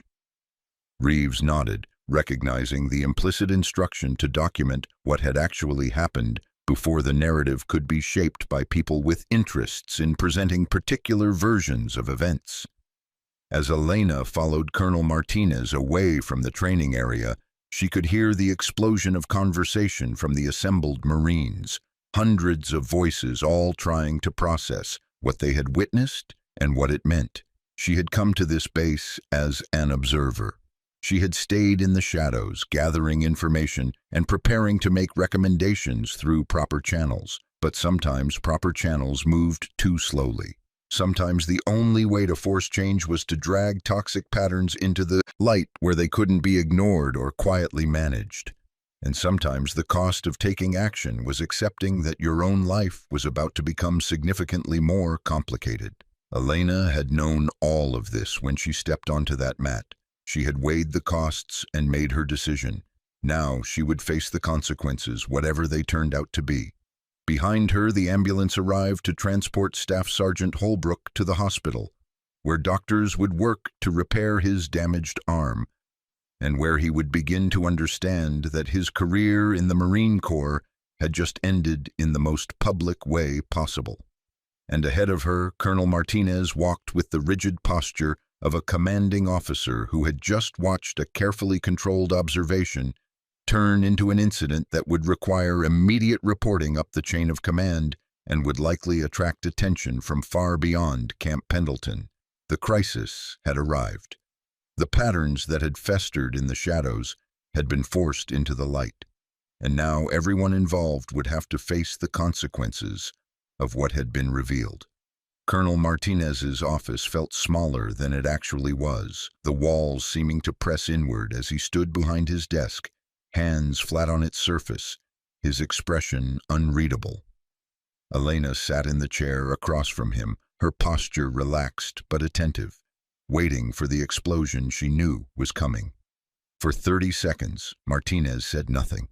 He simply stared at Elena with the kind of intensity that suggested he was trying to see through her civilian clothes and calm demeanor to understand exactly what had just happened on his training ground. When he finally spoke, his voice was controlled but carrying an undercurrent of barely restrained frustration. "I asked you to observe, to assess, to provide recommendations through proper channels." He paused. "Breaking a staff sergeant's arm in front of 380 Marines was not what I had in mind when I requested your assistance." "With respect, sir," Elena replied calmly, "Staff Sergeant Holbrook broke his own arm by refusing to tap out of a submission hold. I gave him multiple opportunities to acknowledge the technique and end the engagement." "A submission hold that you applied during what was supposed to be a controlled training demonstration," Martinez shot back. "A demonstration that you inserted yourself into without authorization against a Marine who was acting within his assigned duties as a training evaluator." Elena met his eyes steadily. Staff Sergeant Holbrook challenged Sergeant Williams to full-contact sparring as a way to humiliate her in front of the entire unit. His demonstration was designed to punish her for filing harassment complaints. "That's not training evaluation, sir. That's retaliation and abuse of authority." Martinez's jaw tightened. He knew she was right, which made the situation even more complicated. There are processes for addressing those concerns. Official channels. Inspector General. Complaints. You could have documented what you witnessed and reported it appropriately. How many female Marines have already tried those official channels? Elena asked quietly. How many complaints have been filed about Holbrook's behavior? How many were quietly discouraged or resulted in the complainants being transferred rather than the problem being addressed? The question hung in the air because both of them knew the answer. Martinez had called Elena precisely because the official channels had failed to address a pattern that was undermining his unit's effectiveness and creating a hostile environment for female personnel. Before Martinez could respond, there was a knock on his office door. Gunnery Sergeant Reeves entered without waiting for permission, his expression urgent. "Sir, we have a situation developing at the training area," Reeves said. "The Marines who witnessed the incident are talking, and information is spreading. We need to get ahead of this before the narrative gets away from us." Martinez turned to his computer and pulled up the base's internal communication system. Already there were multiple messages flowing through official and unofficial channels, discussing what had happened and speculating about who Elena actually was. One message thread caught his attention. It was from a staff sergeant in another company who had served with force recon units in Afghanistan. His message was brief but explosive. "That woman who put Holbrook on his ass. I just realized where I've seen that tattoo before." Shadow 6 was the call sign for Captain Elena Vasquez, Force Recon. She led the operation that extracted the diplomats from the embassy in Kabul during the evacuation. She's a fucking legend. What the hell is she doing at Pendleton? The message had already been shared across multiple group chats, spreading through the base's informal communication networks with the speed that only military gossip could achieve. Within minutes, hundreds of Marines would know who Elena actually was, and the incident would transform from civilian woman fights staff sergeant to decorated force recon officer destroys abusive NCO. Martinez looked at Elena with new understanding. You knew this would happen. You knew that once your identity became public, it would force us to address Holbrook's behavior in ways that couldn't be quietly managed. "I knew it was a possibility," Elena acknowledged, "though I honestly hoped to complete my observation and provide you with actionable recommendations before things escalated this far." "Things escalated because you chose to step onto that mat," Martinez pointed out. "Things escalated because Staff Sergeant Holbrook challenged Sergeant Williams to what amounted to sanctioned assault in front of 3 out of 80 witnesses," Elena corrected gently. "I just redirected his target to someone who could handle the confrontation without being permanently damaged by it." Reeves cleared his throat. "Sir, there's something else you need to know. I've been collecting witness statements as you ordered. The Marines who were close enough to hear the exchange are all consistent. Holbrook specifically referenced Williams's harassment complaints and made it clear that his demonstration was retaliation, and multiple witnesses confirmed that Holbrook continued attacking even after Captain Vasquez had already demonstrated superior technique. The arm injury occurred when he refused to submit and tried to power out of a legal hold." Martinez sat down heavily in his chair, the full implications of the situation becoming clear. If Holbrook's behavior was as documented as Reeves suggested, then what had happened wasn't just an unfortunate training incident. It was the culmination of a pattern of abuse that would require immediate investigation and likely result in serious disciplinary action. "How bad is Holbrook's injury?" Martinez asked. "The hospital just called," Reeves replied. "Partial elbow dislocation, torn ligaments in the shoulder, significant soft tissue damage. He'll require surgery and months of rehabilitation, likely permanent reduction in range of motion in that arm." The office fell silent as everyone absorbed the implications. A career-ending injury for a staff sergeant, inflicted during an unauthorized combat demonstration with a civilian consultant, in front of hundreds of Marines, with the whole incident recorded on multiple phones. Elena spoke into the silence. "Sir, I take full responsibility for my actions. I understand that my decision to engage with Staff Sergeant Holbrook exceeded my authority as an observer. If charges need to be filed or if my involvement creates complications for your command, I'll accept whatever consequences are appropriate." Martinez studied her for a long moment. "You're not active duty. I can't bring you up on charges even if I wanted to, but your actions have created a situation that I'm going to have to explain all the way up to division command, possibly higher." He paused. "What exactly did you think would happen when you stepped onto that mat?" "I thought Staff Sergeant Holbrook would either back down from his challenge when faced with someone who could actually defend themselves, or he would engage and learn that size and aggression don't substitute for skill and discipline," Elena replied honestly. "I hoped the demonstration would be instructive without anyone getting seriously injured." "But you knew there was a risk of injury," Martinez pressed. "Yes, sir. I knew that Holbrook's pride might override his judgment and that he might refuse to submit even when the technique was clearly successful." Elena's expression showed genuine regret. "I underestimated how far his ego would drive him. If I had known he would literally injure himself rather than tap out, I would have handled the situation differently." Another knock on the door interrupted them. A young corporal from the communications section entered, looking nervous about interrupting the colonel's meeting. "Sir, we're getting calls from base public affairs. Apparently, some of the Marines at the training exercise posted videos to social media before we could establish a communications blackout. The videos are already being shared widely, and we're getting inquiries from news organizations about the incident." Martinez closed his eyes briefly, processing the new complication. In the modern military, nothing stayed contained anymore. Videos of a female force recon captain defeating a much larger male staff sergeant would spread across military social media platforms within hours, attracting attention from news organizations, advocacy groups, and congressional offices that monitored military culture issues.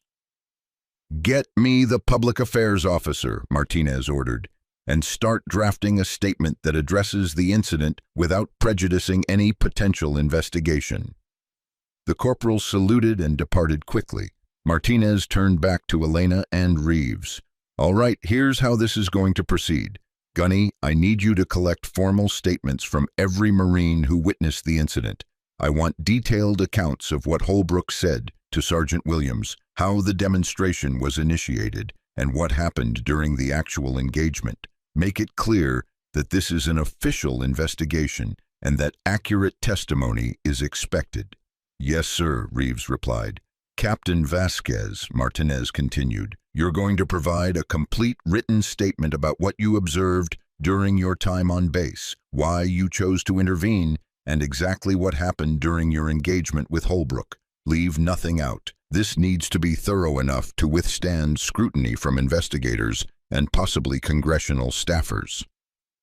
"Understood, sir," Elena said, "and both of you need to understand that once this investigation begins, it's going to uncover everything, every complaint that was filed and dismissed, every female Marine who was quietly transferred, every instance of Holbrook's behavior that was tolerated or overlooked. This base is about to face some very uncomfortable truths about how we've been handling harassment and retaliation." Reeves and Elena exchanged glances. This was exactly what needed to happen, even though the process would be painful and would likely damage some careers and reputations. Before any of them could speak, Martinez's phone buzzed with a priority message. He glanced at the screen and his expression tightened. "General Richards wants a briefing in 1 hour. That's the division commander," he explained for Elena's benefit. "This is already moving up the chain faster than I expected." As Martinez stood to prepare for his briefing, Reeves's radio crackled to life. "Gunny Reeves, we need you back at the training area. Some of the Marines are asking to speak with Captain Vasquez. They're saying they have information about other incidents involving Holbrook that they want to report now that they know someone will actually listen." Reeves looked at Martinez questioningly. The colonel nodded. "Go. Take statements from anyone who wants to provide them. Captain Vasquez, you should probably accompany him. If Marines are willing to come forward with information, your presence might encourage others who have been hesitant." As Elena and Reeves walked back toward the training area, they could see clusters of Marines in intense discussion. The atmosphere had changed dramatically from the shocked silence that had followed Holbrook's injury. Now there was energy, conversation, and something that looked like hope on the faces of several female Marines who had gathered in a group near the hand-to-hand combat station. Sergeant Williams approached Elena as soon as she came within speaking distance. "Ma'am, I don't know how to thank you. What you did—" She paused, struggling to articulate the mixture of emotions she was feeling. "Holbrook has been making life hell for female Marines in this unit for months. Every time someone complained, they were told to toughen up or were quietly encouraged to request transfers. You just did what the entire command structure should have done from the beginning." "I just responded to an inappropriate challenge," Elena said quietly. "The real credit goes to the Marines, like you, who tried to address these issues through proper channels, even when it was clear that doing so carried professional costs." Other Marines began to gather around, and Elena could see a mixture of reactions in their faces. Some showed respect and admiration, others looked uncertain, as if they weren't sure whether to celebrate what had happened or worry about the complications it would create. And a few, primarily senior enlisted personnel who had been close to Holbrook, watched with expressions that suggested anger and resentment. A lance corporal named Morrison stepped forward. She was the same Marine who Elena had watched Holbrook humiliate during an earlier training demonstration. "Ma'am, I want to file a formal complaint about Staff Sergeant Holbrook's behavior," Morrison said, her voice steady despite obvious nervousness. "He's been making inappropriate comments about my appearance for 3 months. When I told my platoon sergeant about it, I was counseled about the importance of not being oversensitive to normal military culture. But what he was doing wasn't normal. It was harassment, and it made me seriously consider leaving the Marines, even though I love my job." "I'll take your statement," Reeves said gently, "and I want you to know that this time your complaint will be investigated properly and taken seriously." Other Marines began stepping forward with their own stories. A corporal who had been forced to work alone with Holbrook during late-night equipment maintenance, during which he had made comments that crossed the line from professional evaluation to sexual harassment. A sergeant who had been given negative performance reviews after she refused to laugh at Holbrook's jokes about women in combat roles. A junior Marine who had witnessed Holbrook physically blocking a female private's path and using his size to intimidate her when she tried to report equipment failures that he should have addressed. The stories poured out in a flood of testimony that had been dammed up for months by fear, uncertainty, and the knowledge that reporting often carried more consequences for the reporter than for the person being reported. Elena listened to each account with the focused attention she had given to intelligence briefings before combat operations. Every detail mattered, every pattern was significant, and the cumulative weight of the testimony painted a picture of systematic harassment that had been enabled by a command climate that prioritized the appearance of unit cohesion over actually addressing toxic behavior. As the statements were being collected, a staff sergeant named Rodriguez approached Reeves and Elena. He was one of the senior enlisted personnel who Elena had noticed watching with approval during her engagement with Holbrook. "Gunny, Captain," Rodriguez said quietly, "I need to add my testimony to what's being collected. I've been documenting Holbrook's behavior for 4 months, keeping a log of incidents I witnessed or that were reported to me. I tried to bring it to the attention of senior leadership, but I was told that Holbrook was a valuable NCO who just had an old-school leadership style that some people found challenging." He pulled out his phone and opened a document that showed dates, times, locations, and detailed descriptions of dozens of incidents involving Holbrook's inappropriate behavior toward female Marines. "Why didn't you push harder to have this addressed?" Elena asked, genuinely curious about what had prevented intervention from Marines who clearly recognized the problem. Rodriguez's expression showed a mixture of frustration and shame. "Because I was worried about my own career, ma'am. I'm up for promotion to gunnery sergeant. I was told, not officially but clearly enough, that Marines who created friction by pushing harassment complaints were seen as people who couldn't handle normal military culture. I documented everything, thinking that someday it would be useful, but I didn't act on it. He paused. Watching you step onto that mat and do what needed to be done, it made me realize that I've been complicit in allowing this to continue. Elena nodded slowly. The fact that you documented the behavior and are now willing to provide that documentation shows integrity, Staff Sergeant. The military needs people who recognize when systems are failing and who are willing to act even when there are personal costs. As more Marines came forward with testimony, a picture emerged of an organizational culture where harassment had been normalized, where female Marines faced a choice between enduring inappropriate behavior or damaging their careers by complaining, and where senior leadership had prioritized avoiding conflict over maintaining standards of professional conduct. And at the center of it all was Staff Sergeant Derek Holbrook, whose physical size, aggressive personality, and carefully cultivated relationships with senior enlisted personnel had created an environment where he operated with effective impunity. If you're hooked on this story, make sure to subscribe and turn on notifications so you never miss an upload. Your support means everything and helps me bring you more inspiring military stories like this one. Until he had challenged someone who couldn't be intimidated, who had the skills to defend herself, and who was willing to force the entire toxic pattern into the light where it could no longer be ignored. A young private approached Elena hesitantly. "Ma'am, can I ask you something?" "Of course," Elena replied. "Why did you do it?" the private asked. "You're not active duty anymore. You didn't have to get involved. You could have just observed and reported like Colonel Martinez asked. Why risk your reputation and possibly legal consequences to help Marines you don't even know?" Elena was quiet for a moment, considering how to answer honestly. "Because I've been where they are," she finally said, gesturing to the female Marines who were providing statements to Reeves. "Early in my career, I dealt with people like Holbrook. I had to fight for respect that should have been automatically granted based on my competence and dedication, and I saw talented Marines leave the service because they got tired of fighting battles they shouldn't have to fight."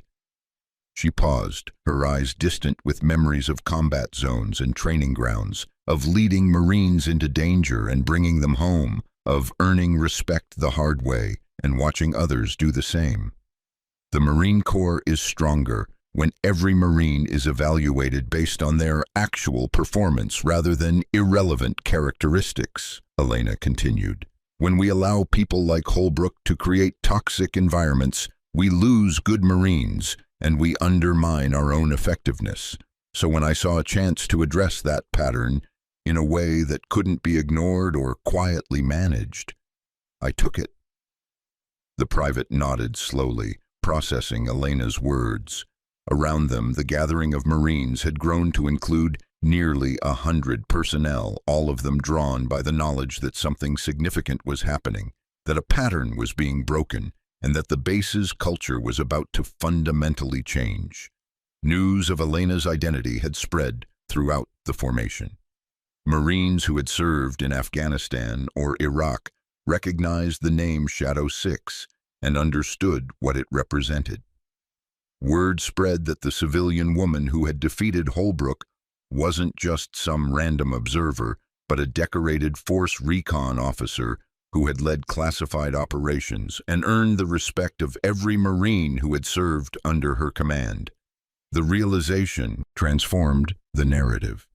This wasn't about a woman getting lucky against a male opponent. This was about a highly trained combat leader demonstrating that skill, discipline, and proper technique would always defeat raw aggression and ego-driven behavior. It was about the difference between authentic warriors and people who simply looked the part. As the sun climbed higher over Camp Pendleton and witness statements continued to be collected, Elena Vasquez stood at the center of a transformation that she had catalyzed but that would ultimately be driven by the Marines themselves. the witnesses who came forward to provide testimony, the senior NCOs who finally acknowledged that they had allowed toxic behavior to persist, the female Marines who found courage in knowing that their complaints would finally be taken seriously. The recognition had begun. The truth about Holbrook's behavior, about the command climate that enabled it, and about the costs of allowing harassment to go unchallenged was spreading through the unit like fire through dry grass, and nothing would ever be the same again. The division commander's office occupied the top floor of the main administrative building at Camp Pendleton. Major General Robert Richards sat behind his desk, his expression unreadable as he reviewed the preliminary reports about the incident that had occurred on his base less than 3 hours earlier. Colonel Martinez stood at attention in front of the desk, alongside Captain Elena Vasquez, who had changed into a properly pressed set of Marine Corps utilities that she had apparently kept in her vehicle, and Gunnery Sergeant Reeves.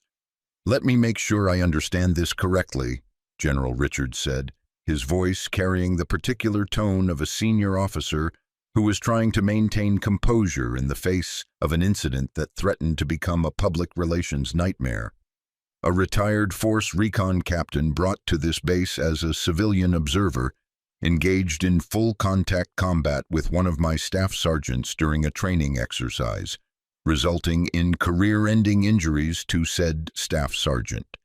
And this happened in front of 380 Marines, who recorded the incident on their phones and shared it across social media. Is that an accurate summary? That's accurate as far as it goes, sir, Martinez replied carefully. But the context, Richards interrupted, is that we now have congressional staffers calling my office, asking whether the Marine Corps condones civilian contractors assaulting enlisted personnel. We have news organizations requesting interviews about women in combat and harassment in the military. And we have a social media firestorm where people are taking sides based on incomplete information and political biases. So please explain to me what context makes this situation better rather than exponentially worse. Elena stepped forward slightly. "General, with permission to speak freely?" Richard studied her for a moment. "Captain Vasquez, you're not under my command, so you don't need my permission to speak, but I would appreciate hearing your perspective on how we arrived at this point." Staff Sergeant Holbrook challenged Sergeant Williams to a combat demonstration that was explicitly retaliatory in nature, Elena said, her voice calm and professional. He made specific reference to her harassment complaints and structured his challenge in a way that would either force her to accept assault from a superior or appear weak in front of her entire unit. "That's not training, sir. That's abuse of authority." "So you decided to substitute yourself?" Richards asked. "I decided to redirect his aggressive energy toward someone who could defend herself without suffering permanent professional damage," Elena corrected. Sergeant Williams would have had two choices: submit to Holbrook's assault and be humiliated, or defend herself effectively and face retaliation for striking a staff sergeant. Either outcome would have damaged her career and reinforced the toxic culture that Holbrook had been cultivating. Richards leaned back in his chair. "And you thought the better solution was to break his arm?" "I thought the better solution was to demonstrate that skill and discipline defeat size and aggression," Elena replied. "Holbrook broke his own arm by refusing to submit to a legal hold. I gave him multiple opportunities to tap out. He chose to injure himself rather than acknowledge defeat." Reeves stepped forward and placed a tablet on Richards's desk. "Sir, these are the preliminary witness statements we've collected. 37 Marines have provided detailed accounts of the incident, and their testimony is remarkably consistent. Holbrook specifically challenged Sergeant Williams in retaliation for filing harassment complaints. He escalated the engagement with Captain Vasquez beyond training parameters, and he refused to submit, even when the technique was clearly successful." Richards began scrolling through the statements, his expression growing more grim as he read. After several minutes, he looked up at Martinez. "Colonel, how many harassment complaints have been filed against Holbrook?" "Officially 3 in the past 6 months," Martinez replied. "But our investigation is revealing that there were at least a dozen additional incidents that were reported informally but never documented because the reporting Marines were discouraged from filing formal complaints." "Discouraged by whom?" Richards demanded. "By their immediate supervisors, by senior enlisted leadership, and by a command climate that prioritized the appearance of unit cohesion over actually addressing inappropriate behavior," Martinez said, his voice tight with controlled anger. "Sir, we have failed these Marines. We created an environment where reporting harassment carried more professional risk than enduring it. Captain Vasquez didn't create this situation. She just forced us to acknowledge what we should have addressed months ago." Richard stood and walked to his window, looking out over the sprawling base that represented everything the Marine Corps was supposed to be: discipline, honor, commitment, excellence. The fact that toxic behavior had been allowed to fester under his command was a failure of leadership that he would have to answer for. "What's Holbrook's current status?" he asked.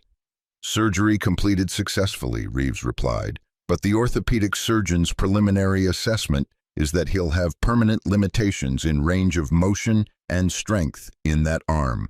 It's unlikely he'll meet physical readiness standards for continued active duty." "And the social media situation?" Richards asked. Martinez pulled out his phone and showed the general several of the videos that had been posted. The footage was shaky and shot from various angles, but it clearly showed Holbrook's aggressive approach, Elena's defensive techniques, and the moment when Holbrook refused to submit and injured himself. "The narrative that's emerging is actually more favorable than we might expect," Martinez said. "Most of the commentary recognizes that Captain Vasquez was defending herself against an aggressive attack.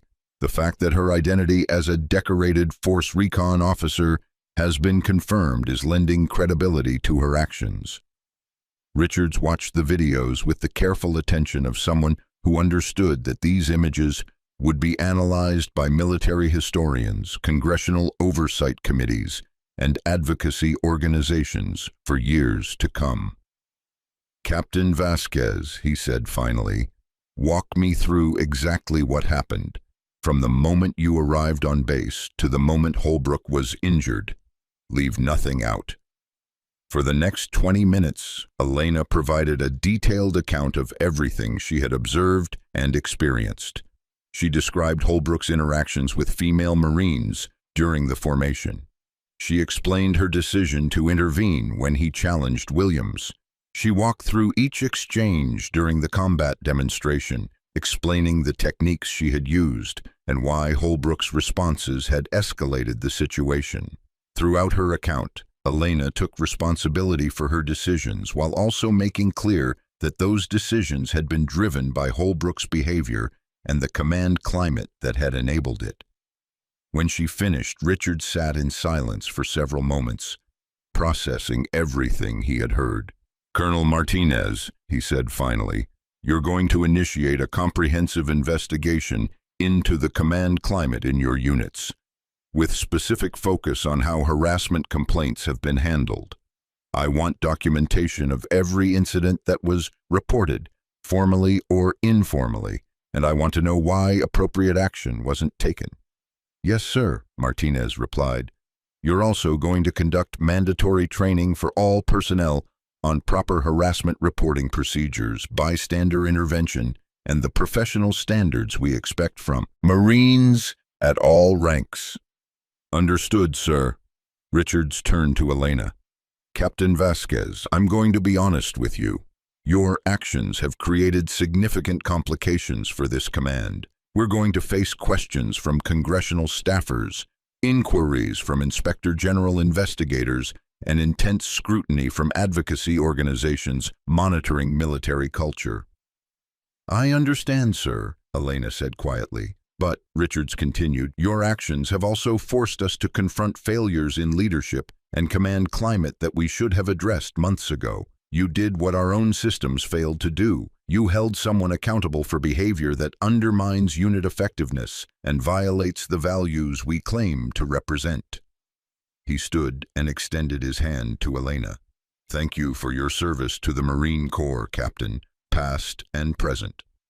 Elena shook his hand, recognizing that this was as close to an official endorsement as she was likely to receive from a general officer dealing with an incident that would require careful management. "What happens to Holbrook?" she asked. "Medical board will evaluate whether he can continue active duty with his injuries," Richards replied. "But regardless of their findings, he'll face disciplinary action for his behavior leading up to the incident. Based on the witness testimony you've collected, we have clear evidence of harassment, retaliation, and abuse of authority. His career is effectively over." "And Sergeant Williams," Elena asked, "and the other Marines who filed complaints that were dismissed?" "Will receive formal apologies and will have their records reviewed to ensure they haven't suffered professional damage from reporting inappropriate behavior," Richards said firmly. "We're going to make this right, Captain. It's going to take time and it's going to be uncomfortable for a lot of people, but we're going to fix the culture that allowed this to happen."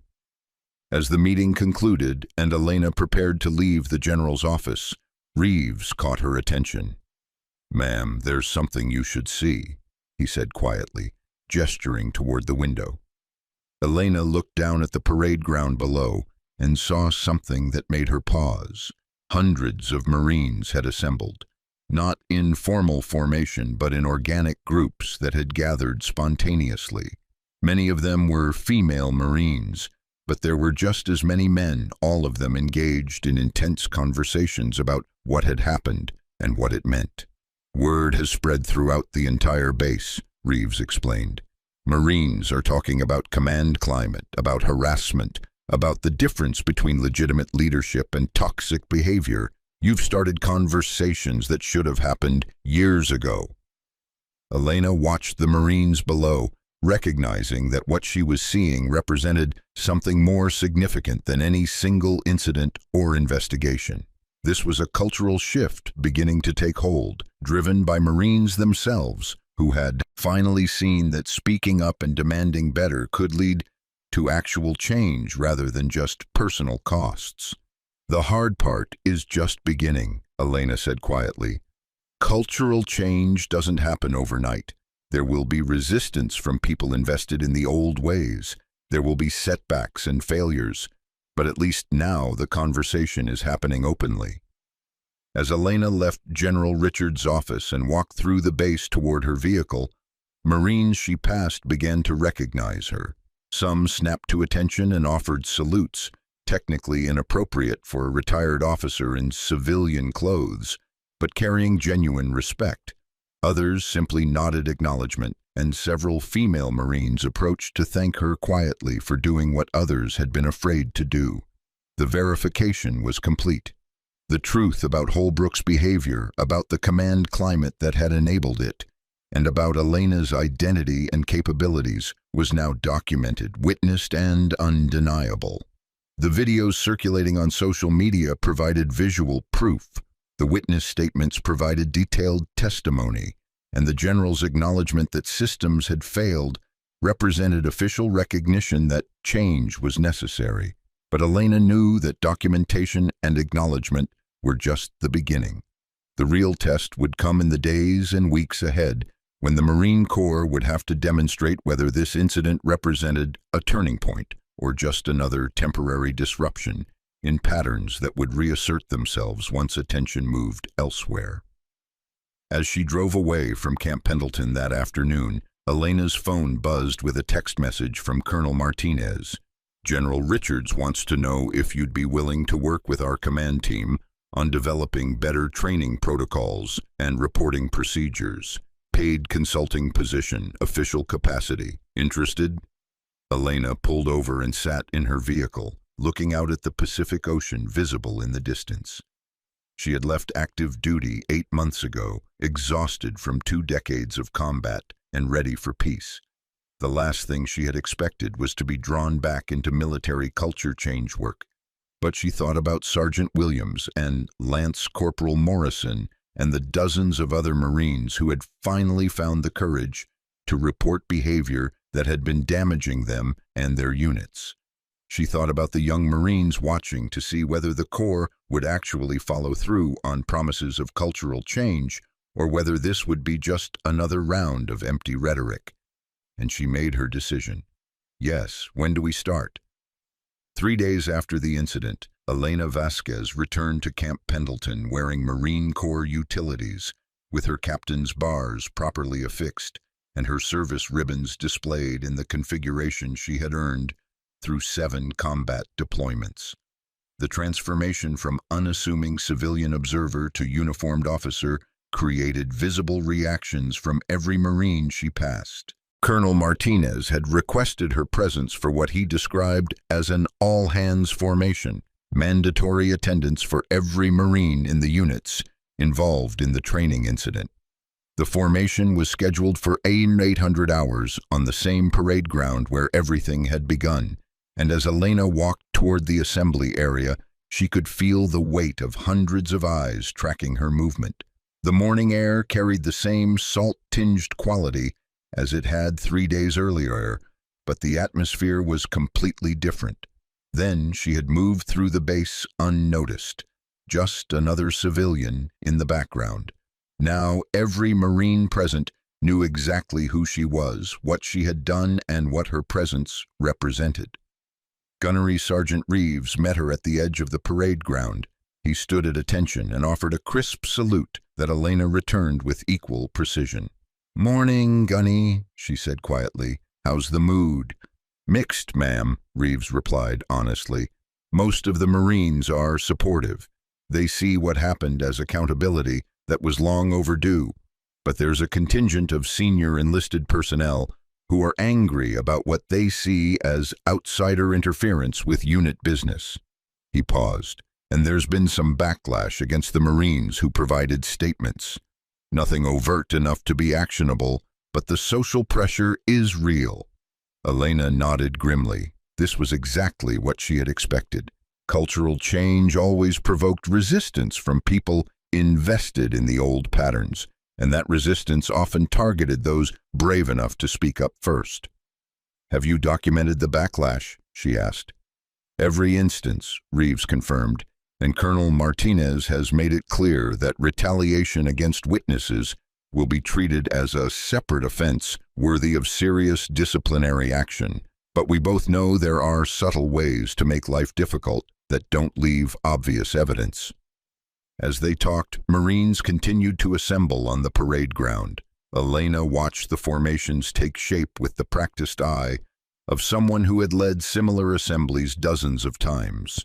The precision was impressive, but she could see tension in the posture of many Marines, shoulders just slightly too tight, spacing just slightly off, the kind of subtle indicators that suggested stress beneath the professional exterior. Sergeant Williams approached, moving with the careful formality of someone acutely aware that they were being watched by hundreds of their peers. She came to attention in front of Elena and rendered a perfect salute. "Captain Vasquez, ma'am, thank you for coming," Williams said. "There are a lot of Marines here who want to express their appreciation for what you did." "I just responded to an inappropriate situation, Sergeant," Elena replied, returning the salute. "You're the one who showed courage by filing complaints, even when it was clear that doing so carried professional costs. That takes a different kind of strength than anything I demonstrated on the training mat." Williams' expression showed surprise and something deeper, relief at having her actions acknowledged and validated by someone whose opinion carried weight. "It didn't feel like courage, ma'am. It felt like screaming into a void while nobody listened." "But you kept screaming anyway," Elena pointed out. "That's what real courage looks like, continuing to do the right thing even when systems fail to support you." Their conversation was interrupted by the arrival of Colonel Martinez and General Richards, both officers moving with the purposeful stride of leaders about to address a significant gathering. The assembled Marines snapped to attention with synchronized precision as the senior officers took their positions at the front of the formation. General Richards stepped forward to address the 380 Marines arrayed before him. His voice carried clearly across the parade ground, amplified by speakers, but also by the natural projection that came from decades of commanding troops. 3 days ago, an incident occurred during a training exercise that has forced this command to confront some uncomfortable truths about our culture and our failure to maintain the standards we claim to represent. Richards began, his tone serious but not angry. What happened on that training mat wasn't just about one staff sergeant making bad decisions. It was the culmination of a pattern of behavior that we, your leadership, failed to address appropriately. The formation remained absolutely silent. Every Marine focused on the general's words. Staff Sergeant Derek Holbrook engaged in systematic harassment of female Marines under his authority. Richards continued. He retaliated against personnel who filed complaints. He created a hostile environment that undermined unit effectiveness and drove good Marines to consider leaving the service. And he did all of this while we, his chain of command, either looked the other way or actively discouraged the Marines he victimized from seeking accountability. Richards paused, letting the words settle over the formation like a physical weight. That ends today, not just with Holbrook, but with any Marine who believes that harassment, retaliation, or abuse of authority will be tolerated in my command. We are implementing immediate changes to how complaints are received, investigated, and resolved. We are conducting mandatory training on professional standards and bystander intervention, and we are making it absolutely clear that retaliation against Marines who report inappropriate behavior will be treated as a serious offense.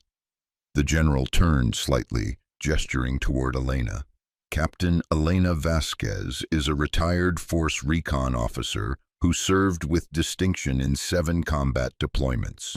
She came to this base as an observer, asked to assess our training protocols and command climate. What she found was a pattern of behavior that violated every principle the Marine Corps stands for, and when that pattern manifested in a direct challenge to one of our sergeants, Captain Vasquez did what our own systems had failed to do. She held someone accountable. Richard's expression softened slightly. Some of you may wonder whether her actions were appropriate, whether a civilian consultant should have engaged in combat with an active duty Marine. Those are fair questions, and they're part of the investigation currently underway. But here's what isn't in question. Captain Vasquez demonstrated the kind of moral courage that we should expect from every Marine at every rank. She saw injustice, she recognized that official channels had failed, and she took action to protect a Marine who was being targeted for doing the right thing. The general paused again, and Elena could see emotions playing across the faces of the assembled Marines. Some showed clear approval and respect. Others looked uncertain, and a few, primarily senior enlisted personnel, who had been close to Holbrook or who had been part of the culture that enabled his behavior, showed barely concealed resentment. I want to be clear about something, Richards continued, his voice taking on a harder edge. The investigations currently underway will examine not just Holbrook's conduct, but the command climate that allowed that conduct to continue. If we find that supervisors discouraged Marines from filing complaints, those supervisors will face disciplinary action. If we find that senior enlisted leadership created an environment where reporting harassment carried professional costs, that leadership will be held accountable. This is not just about one staff sergeant. This is about the culture we've allowed to develop and our collective responsibility to fix it. General Richards stepped back and Colonel Martinez moved forward to continue the briefing. Effective immediately, all harassment complaints will be investigated by personnel outside the immediate chain of command, Martinez announced. We're establishing a direct reporting option that allows Marines to file complaints with the Inspector General's office without going through their unit leadership. And we're implementing a tracking system to ensure that complaints don't disappear or get quietly discouraged. As Martinez outlined the specific policy changes being implemented, Elena watched the reactions rippling through the formation. Many Marines, particularly the women, showed visible relief at hearing that systems would be put in place to protect people who reported inappropriate behavior. Others looked skeptical, their expressions suggesting they had heard promises of change before and had learned not to trust them. When Martinez finished his briefing, General Richards returned to the front of the formation. "I'm now going to do something that's outside normal protocol, but that I believe is necessary," he said. "Captain Vasquez, please step forward." Elena moved to stand beside the general, acutely aware of hundreds of eyes focused on her. She maintained the same calm, professional demeanor she had carried through countless briefings before combat operations, but internally she was uncertain about what Richards was planning. "Captain Vasquez is no longer on active duty, so I cannot give her orders," Richards said, "but I can make a request. I'm asking Captain Vasquez to work with this command as a consultant to help us develop better training protocols, improve our reporting procedures, and create a culture where every Marine is evaluated based on their competence and dedication rather than irrelevant personal characteristics." He turned to face Elena directly. "Captain, will you accept this assignment?" The question hung in the air, and Elena realized that Richards was doing something strategically brilliant.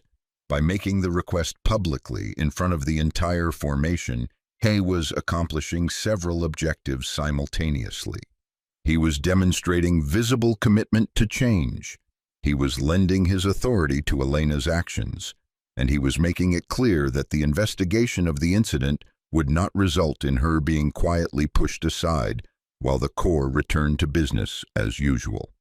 "Yes, sir," Elena replied clearly. "I accept." What happened next would become one of the defining images of the cultural shift taking place within the Marine Corps.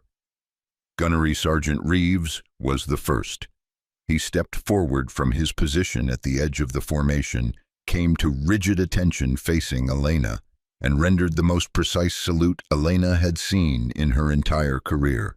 His hand snapped up with the kind of crisp exactness that only came from decades of practice, and his eyes held profound respect that transcended the technicality that retired officers didn't rate salutes from active duty personnel. "Ma'am, it is an absolute honor to serve alongside you," Reeves said, his voice carrying clearly across the silent parade ground. For a moment, nobody moved. Then Sergeant Williams stepped forward and joined Reeves, her salute equally precise, her expression showing emotions that words couldn't adequately capture. "Thank you for standing up for us, ma'am," Williams said simply, and then the floodgates opened. Lance Corporal Morrison moved forward and added her salute to the growing number. Then Corporal Chen, the Marine who Holbrook had humiliated with his comments about uniform fit. Then Staff Sergeant Rodriguez, who had documented Holbrook's behavior but had been afraid to act on that documentation until Elena's intervention had made action possible. One by one, then in groups, Marines began stepping forward to offer salutes that were technically inappropriate but carried more genuine respect than 1,000 officially mandated gestures. Female Marines who had endured harassment, male Marines who had witnessed inappropriate behavior but hadn't known how to intervene, junior personnel who had felt powerless in the face of toxic leadership. The sound of boots striking pavement echoed across the parade ground like rolling thunder as hundreds of Marines moved forward to add their salutes to the growing tide of recognition. Young privates with tears streaming down their faces, grizzled sergeants whose combat experience matched Elena's own, officers from other units who had heard about the incident and had come to witness the formation. Elena stood at attention, returning each salute with the same precision and respect with which it was offered. Her eyes tracked across the faces before her, seeing in their expressions the weight of hopes and fears and the desperate desire to believe that this time, finally, things would actually change. The salutes continued for nearly 5 minutes, a spontaneous outpouring of respect that transcended protocol and regulation. And as Elena watched the wave of recognition spread through the formation, she felt something shift in her chest. The same sensation she had experienced before combat, but transformed into something different. Not the anticipation of violence, but the recognition that she was witnessing something historically significant. When the last salute had been rendered and returned, General Richards stepped forward again. "Let the record show," he said, his voice carrying formal authority, "that on this day the Marines of Camp Pendleton demonstrated the kind of moral courage and commitment to our values that defines the very best of our corps.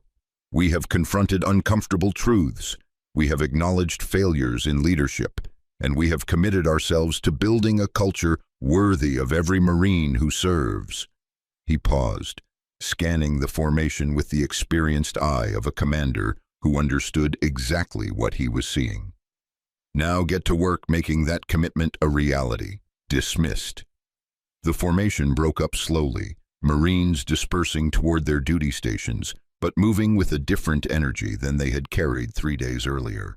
Conversations erupted across the parade ground, intense discussions about what had just happened, about what the salute moment had represented, and about whether the promises of change would actually be fulfilled. Elena found herself surrounded by Marines who wanted to express gratitude, ask questions, or simply be in the presence of someone who had demonstrated that standing up to toxic leadership was possible. She responded to each with the same patient attention she had given to Marines under her command during deployments, understanding that these interactions mattered far more than any official policy changes. A young private, barely 20 years old, with the nervous energy of someone new to military service, approached Elena hesitantly. "Ma'am, can I ask you something?" the private said. "Of course," Elena replied. "How did you know it would work? How did you know that stepping onto that mat wouldn't just make everything worse?" Elena considered the question carefully. "I didn't know," she admitted. "There was a very real possibility that my intervention would create more problems than it solved. But I did know that Sergeant Williams was about to be put in an impossible situation, and I knew that I had the skills to redirect Holbrook's aggression towards someone who could handle it without being permanently damaged." "But you risked so much," the private pressed. "Your reputation, potential legal consequences, all of it. Why?" "Because some things are worth the risk," Elena replied simply. "The Marine Corps claims to value honor, courage, and commitment. Those aren't just words on a recruiting poster, they're principles that have to be defended, sometimes against people wearing the same uniform. If we're not willing to take risks to protect those principles, then they don't actually mean anything." The conversation continued for several more minutes before the private was called away to duty. But the question, and Elena's answer, would spread through the base's informal communication networks, becoming part of the narrative about what had happened and what it represented. As the parade ground emptied, Reeves approached Elena with his tablet, showing the latest developments. "Ma'am, you should see this," he said, pulling up several news articles that had been published in the past 24 hours. The stories varied in their specific focus, but they all covered the same basic narrative. Decorated Force Recon Captain defends female Marine from abusive staff sergeant, sparking investigation into harassment and command climate at Camp Pendleton. The articles included interviews with military culture experts, commentary from advocacy organizations, and statements from congressional staffers monitoring military gender integration issues. "We're getting national attention," Reeves observed. "This has become bigger than just our base or even the Marine Corps.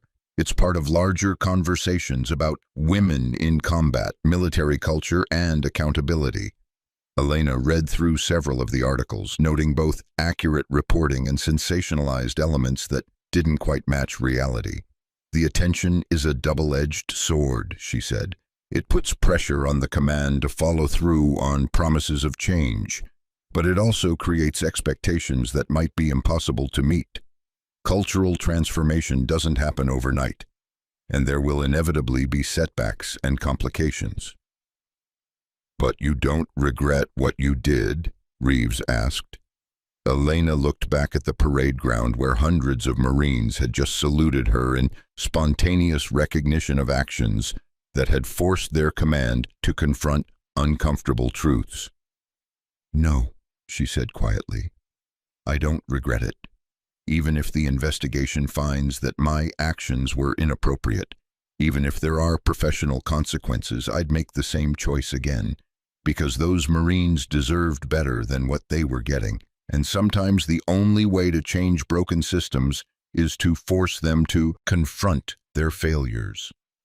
As Elena prepared to leave the parade ground and begin the consulting work she had agreed to undertake, her phone buzzed with a message from an unknown number. She opened it to find a simple text. "Thank you for giving us hope that things can actually change." From the Marines who were tired of fighting alone. The message had been sent from a group chat that included dozens of female Marines across multiple units, and the responses flooding in showed similar sentiments of gratitude, relief, and cautious optimism about the future. Elena stood in the California sunshine, reading messages from Marines she had never met, but who had been profoundly affected by her decision to step onto that training mat 3 days earlier. The first salute, Reeves's precise gesture of respect, had sparked a wave of recognition that had spread far beyond what any single person could have anticipated. But salutes and recognition were just symbols. The real work, the difficult, unglamorous work of changing policies, training leadership, and building systems that actually protected people who reported inappropriate behavior, was just beginning. And Elena Vasquez, who had thought her military career had ended 8 months earlier, was about to discover that sometimes the most important battles aren't fought with weapons in combat zones, but with persistence and moral courage in the complex terrain of institutional culture change. The base hospital's physical therapy wing carried the distinctive smell of antiseptic solution and the quiet sounds of people working to rebuild bodies damaged by injury or illness. In a private room at the end of the corridor, Staff Sergeant Derek Holbrook sat on an examination table while an orthopedic specialist reviewed his latest imaging results. The surgery was successful in terms of repairing the immediate damage, the doctor said, his tone professional but carrying the kind of careful neutrality that suggested he was delivering news his patient wouldn't want to hear. "But the ligament tears in your shoulder and the structural damage to your elbow joint are going to result in permanent limitations." Holbrook's face, which had been pale and drawn since the incident 4 days earlier, tightened further. "What kind of limitations?" "You'll regain perhaps 70 to 80% of normal range of motion with extensive physical therapy," the doctor explained.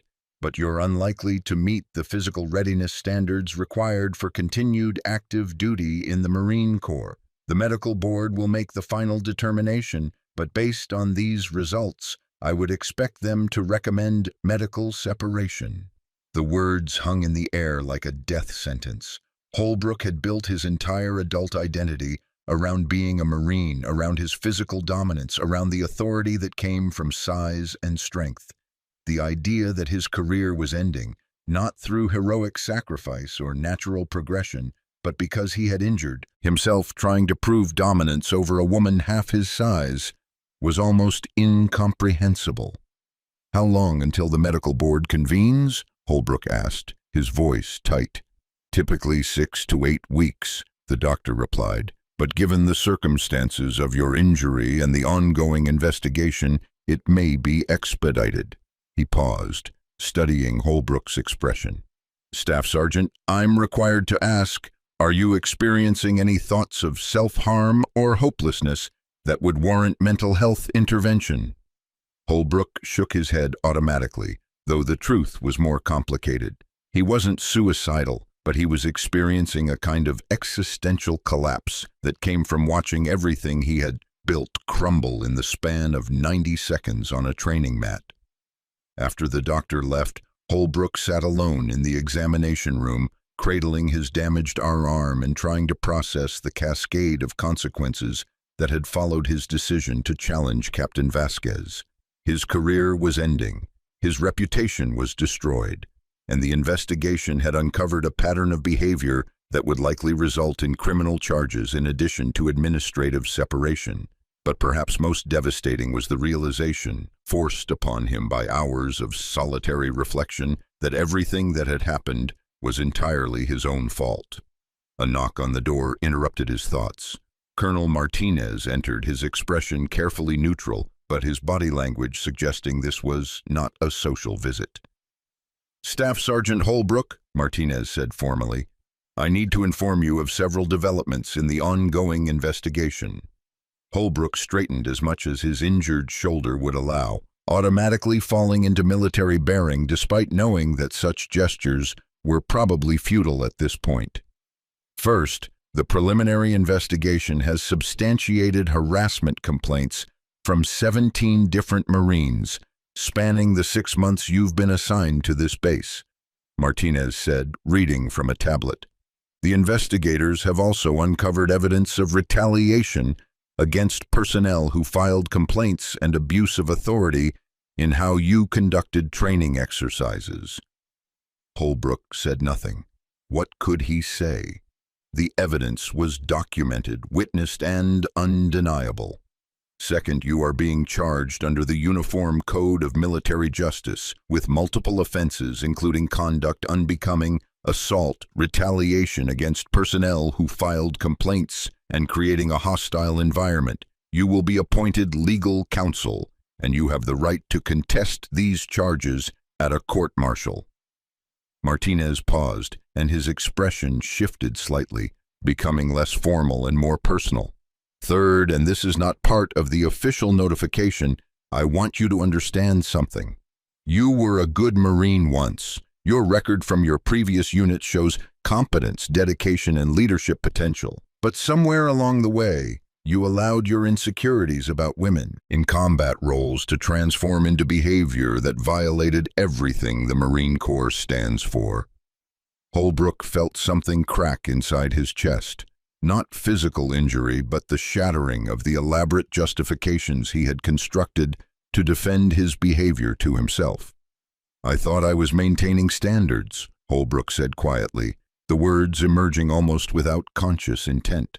I thought that women in combat roles were a political decision that undermined effectiveness. I thought I was protecting the Corps from social engineering. You thought wrong, Martinez replied flatly, and your inability to recognize that women like Captain Vasquez and Sergeant Williams were competent Marines who deserved to be evaluated on their actual performance rather than your prejudices led directly to the situation you're now facing. The colonel's words hit harder than any physical blow could have. Holbrook had spent months convincing himself that his behavior was justified, that he was defending military standards against political correctness run amok. But watching Captain Vasquez demonstrate superior skill on that training mat had shattered those justifications like glass. She had been better than him. Not just technically skilled, but fundamentally better in every way that mattered for military service. She had controlled her emotions while he had given into rage. She had used precise technique while he had relied on crude aggression. She had maintained discipline even when he had completely abandoned it.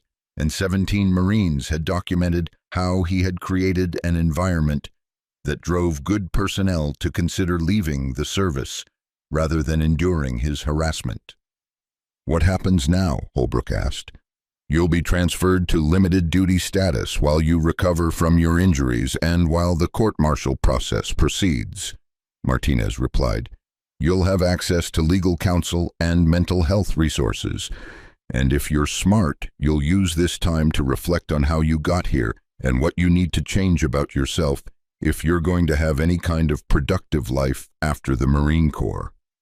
Martinez turned to leave, then paused at the door. Staff Sergeant, I've been in the Corps for 23 years. I've seen good Marines make bad decisions, and I've seen people redeem themselves through genuine change. But I've also seen people who refuse to acknowledge their mistakes and who spend the rest of their lives blaming others for consequences they brought on themselves. You get to choose which path you take. After Martinez left, Holbrook sat alone with thoughts that had become increasingly difficult to avoid. His phone, which had been returned to him after the initial investigation secured relevant communications, showed dozens of messages from other Marines, but most of them carried anger rather than support. Former friends who felt betrayed by the discovery of his behavior. Junior Marines who had looked up to him and now felt deceived. And several messages from female Marines he had harassed, expressing hope that his career-ending injury would prevent him from hurting anyone else. But one message stood out. It was from Staff Sergeant Rodriguez, the Marine who had documented Holbrook's behavior but had been afraid to act on that documentation. Derek, I know you're probably not in a place to hear this right now, but I'm going to say it anyway. You were a good Marine when you first arrived at Pendleton. Smart, dedicated, competent. But you let your personal issues with women in combat transform you into someone who abused their authority and hurt people. What happened on that training mat was the inevitable result of months of behavior that crossed lines. I hope you can use this time to figure out how you became that person and how to be someone better. Rodriguez. The message was neither sympathetic nor condemning, just honest assessment from someone who had witnessed Holbrook's transformation from competent leader to toxic presence. Holbrook read the message 3 times, each reading forcing him to confront uncomfortable truths he had been avoiding. He thought about the first time he had made an inappropriate comment to a female Marine and justified it as humor. He thought about the subtle ways he had undermined female personnel during evaluations, convincing himself he was maintaining standards. He thought about the growing anger he had felt every time a woman succeeded in roles he believed should be reserved for men. And he thought about the moment on the training mat when Captain Vasquez had offered him multiple opportunities to submit, to acknowledge that her technique had succeeded, to accept defeat with grace. How many times had she quietly said, "Tap"? How many chances had she given him to end the engagement without serious injury? He had chosen pride over wisdom at every decision point, and the result was catastrophic damage to his career, his reputation, and his own body. A military chaplain visited later that afternoon, standard procedure for Marines facing serious disciplinary action or career-ending injuries. Holbrook, who had never been particularly religious, found himself talking to the chaplain with surprising honesty about his thoughts and realizations. I convinced myself that I was defending something important, Holbrook said during their conversation, that women in combat were weakening the military, and that my behavior was necessary to maintain standards. But the truth is that I was just insecure, threatened by the idea that gender didn't determine military effectiveness, and I channeled that insecurity into behavior that hurt people who were just trying to do their jobs. The chaplain listened without judgment, creating space for Holbrook to articulate thoughts he had been avoiding for months. The worst part is that I had opportunities to change, Holbrook continued. Marines tried to tell me my behavior was inappropriate. My chain of command gave me feedback about attitude issues, but I dismissed it all as political correctness or people being too sensitive. I never stopped to consider that maybe, just maybe, I was the problem. And now, the chaplain asked gently, now I get to live with the consequences, Holbrook replied. Career ending, reputation destroyed, arm permanently damaged, all because I couldn't acknowledge that a woman might be a better Marine than me. The conversation continued for another hour, touching on themes of pride, insecurity, redemption, and the difficult work of genuine personal change. When the chaplain finally left, Holbrook felt emotionally exhausted, but slightly less burdened by the weight of denial and justification he had been carrying. 3 weeks after the incident, the court-martial proceedings began. Holbrook, represented by appointed military counsel, faced the formal charges that had been filed against him. The proceedings were not public, but word of their progress spread through the base's informal communication networks. Witness after witness provided testimony about Holbrook's behavior. Female Marines described harassment that ranged from inappropriate comments to deliberate undermining of their professional competence. Male Marines testified about the toxic environment Holbrook had created and the pressure they felt to remain silent rather than intervene. And Captain Elena Vasquez provided detailed testimony about what she had observed during her time on base and what had led to the confrontation on the training mat. Holbrook's attorney mounted the best defense possible given the evidence, arguing that Holbrook's behavior, while inappropriate, reflected broader cultural issues within the military rather than individual malice. The attorney attempted to portray the incident on the training mat as a training exercise gone wrong rather than an assault. But the evidence was overwhelming. The witness testimony was consistent and credible, and the video footage from dozens of phones showed clearly that Holbrook had been the aggressor and that Captain Vasquez had been defending herself appropriately. The court-martial panel, consisting of senior officers from units outside Camp Pendleton to ensure objectivity, found Holbrook guilty on all charges. The sentence included reduction in rank to corporal, forfeiture of pay, and a bad conduct discharge from the Marine Corps. When the verdict was read, Holbrook stood at attention with his damaged arm held carefully against his body, his face showing acceptance rather than the defiance that had characterized his earlier attitude. He had known this outcome was inevitable the moment the investigation had begun, documenting the full scope of his behavior. But the moment that would stay with him, the one that would appear in his thoughts during quiet moments for the rest of his life, came after the formal proceedings had concluded. He was being escorted from the courtroom when he passed Captain Vasquez in the corridor. For a moment, they stood facing each other, the woman whose skill and moral courage had ended his career, and the man whose pride and prejudice had brought him to this point. Holbrook did something he had never thought he would be capable of doing.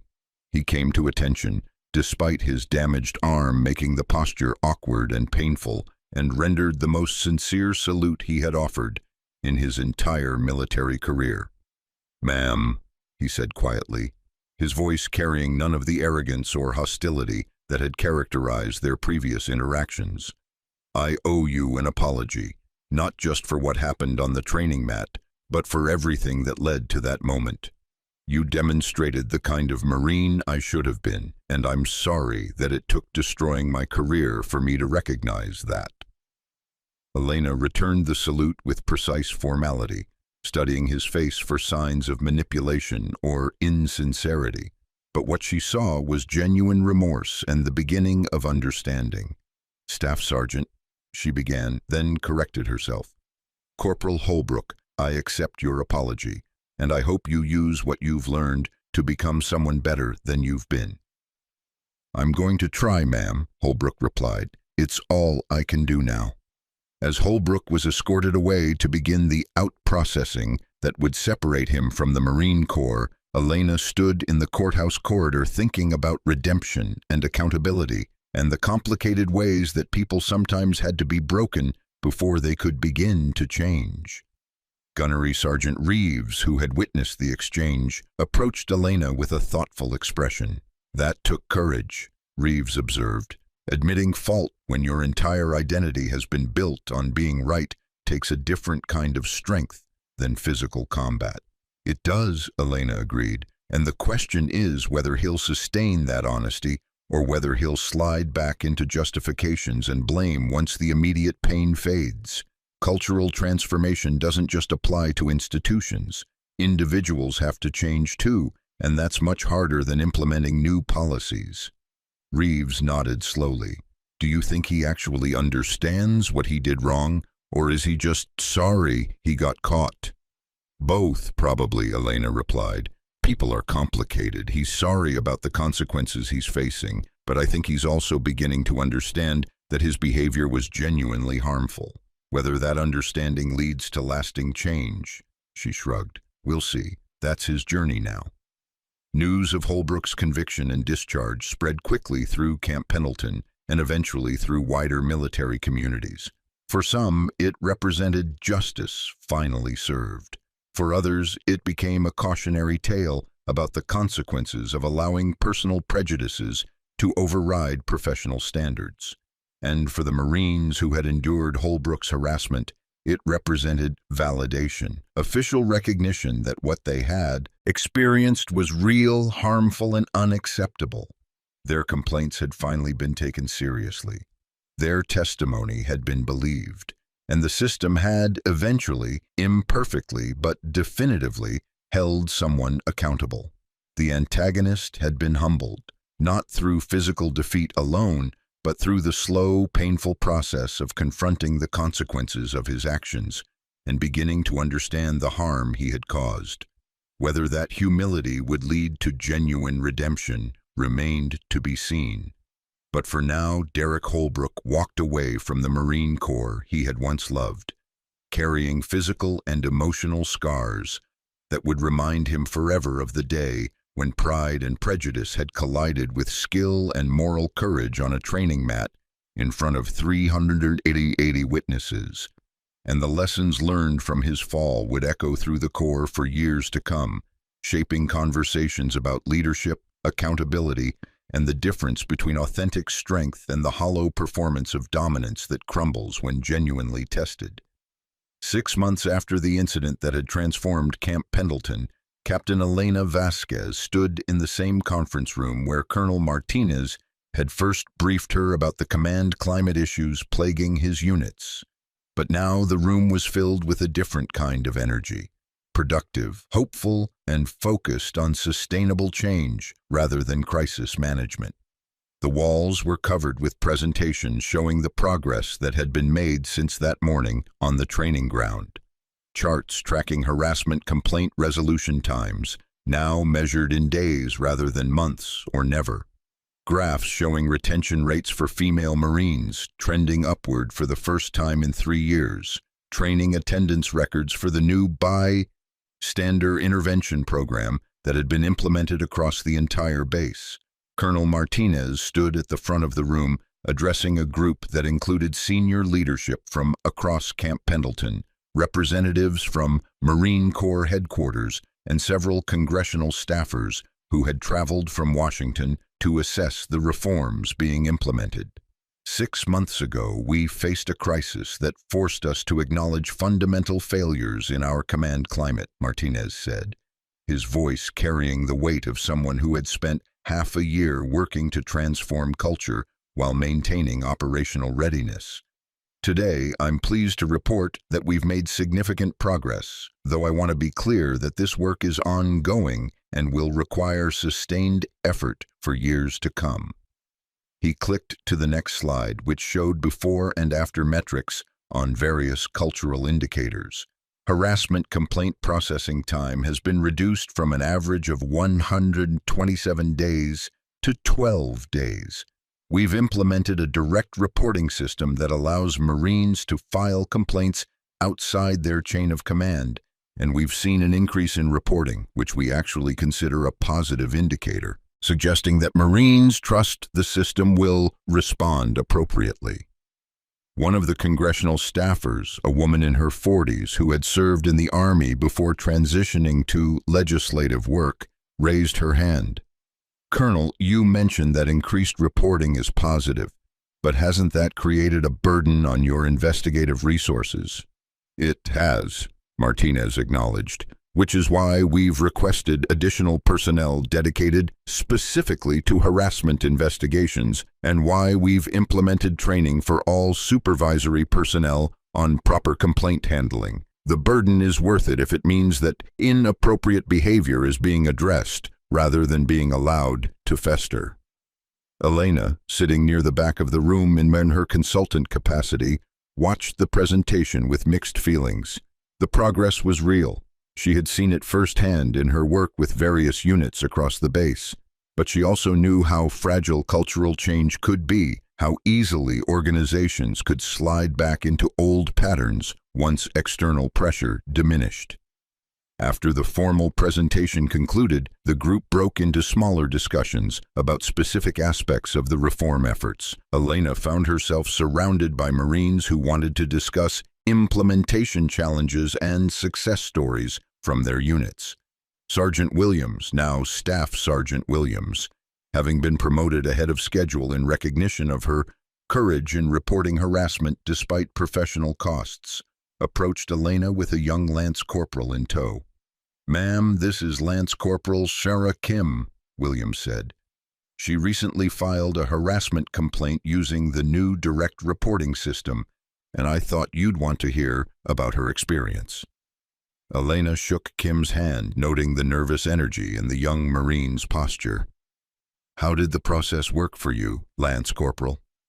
"It was different from what I expected," Kim replied honestly.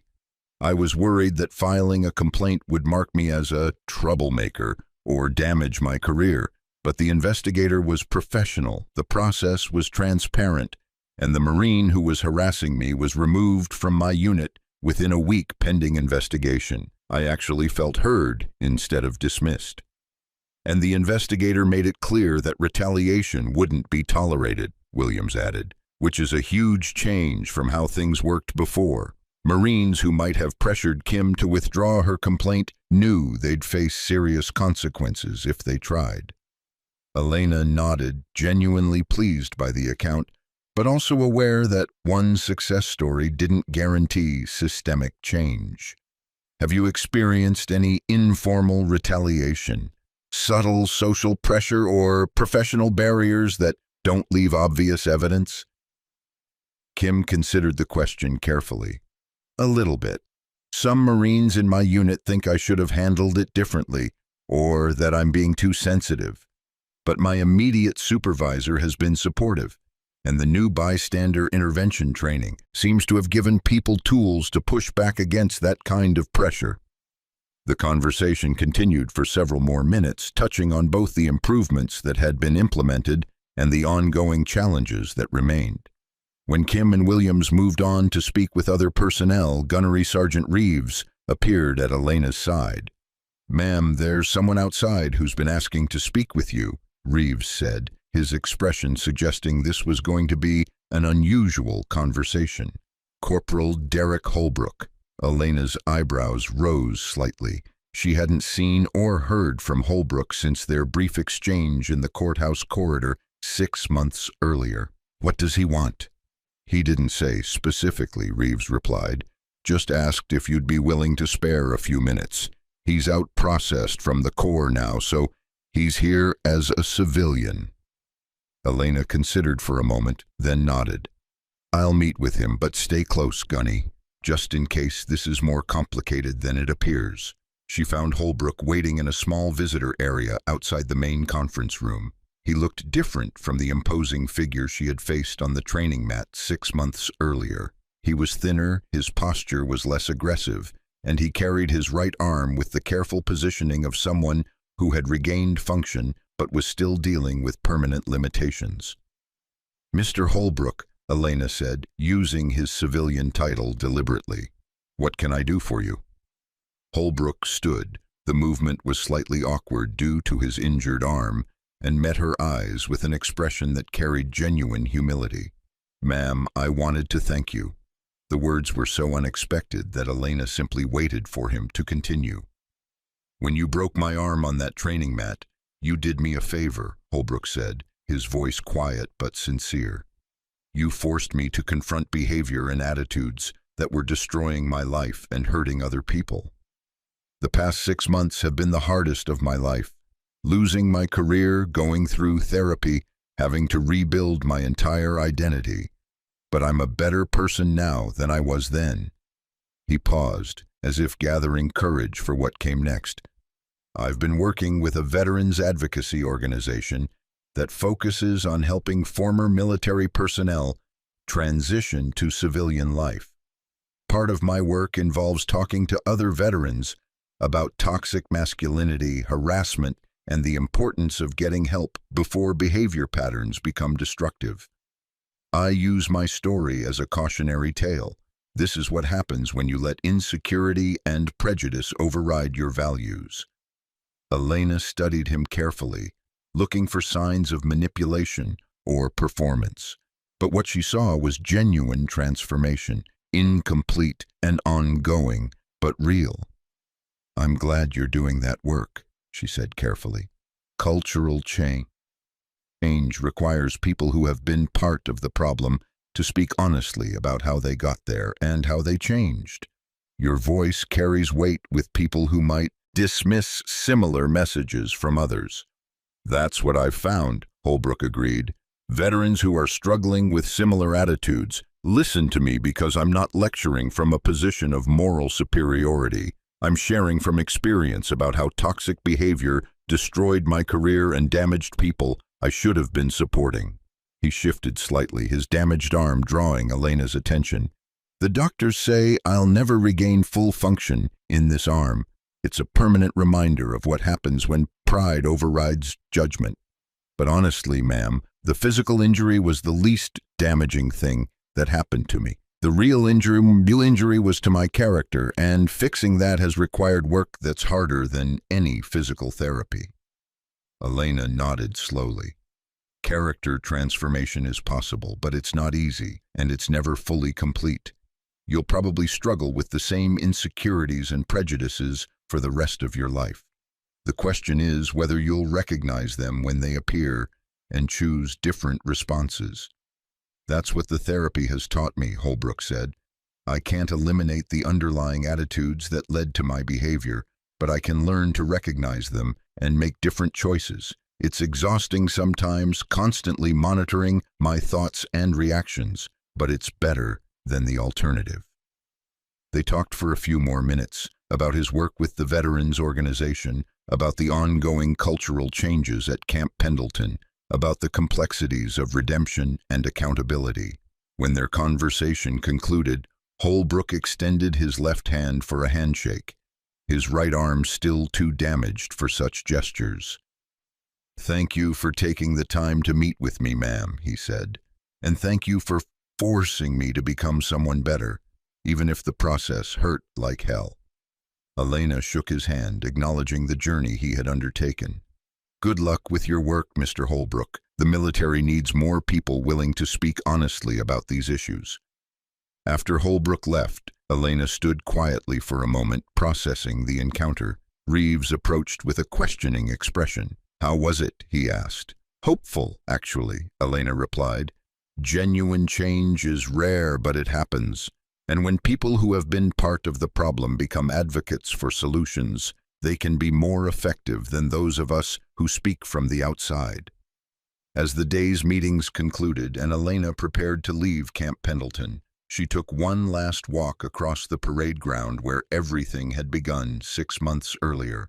The space looked the same packed earth, the same buildings surrounding it, the same Pacific air carrying salt and the distant sounds of training exercises.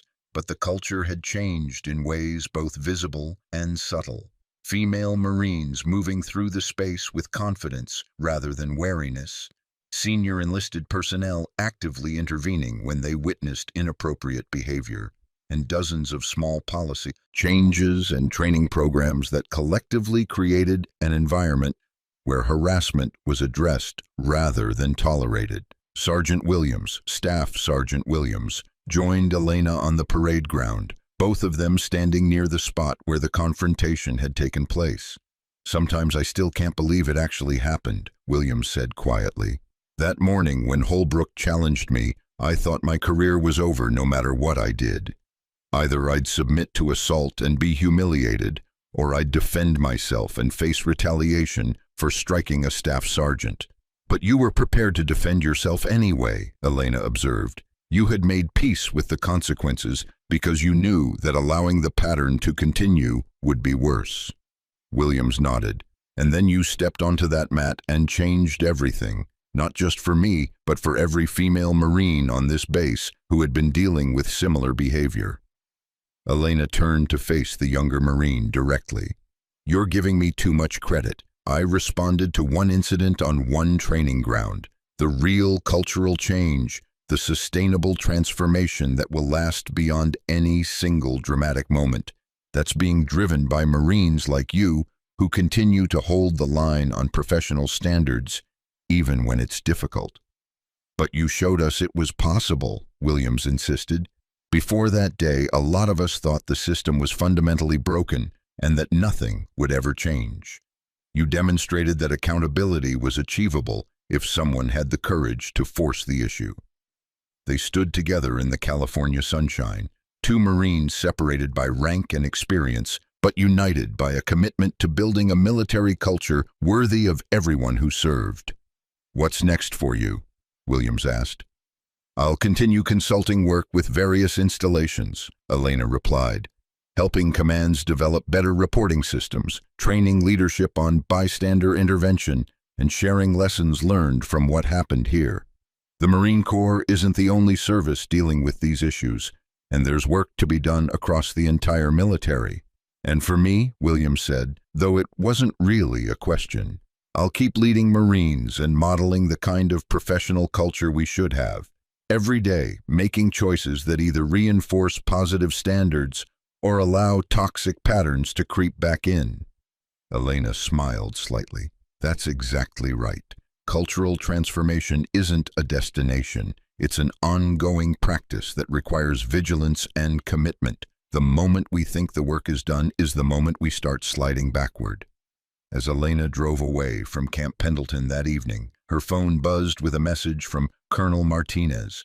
"Final metrics from the 6-month review. Harassment complaint resolution times down 89%. Female Marine retention rates up 34%. Unit readiness scores improved across all companies.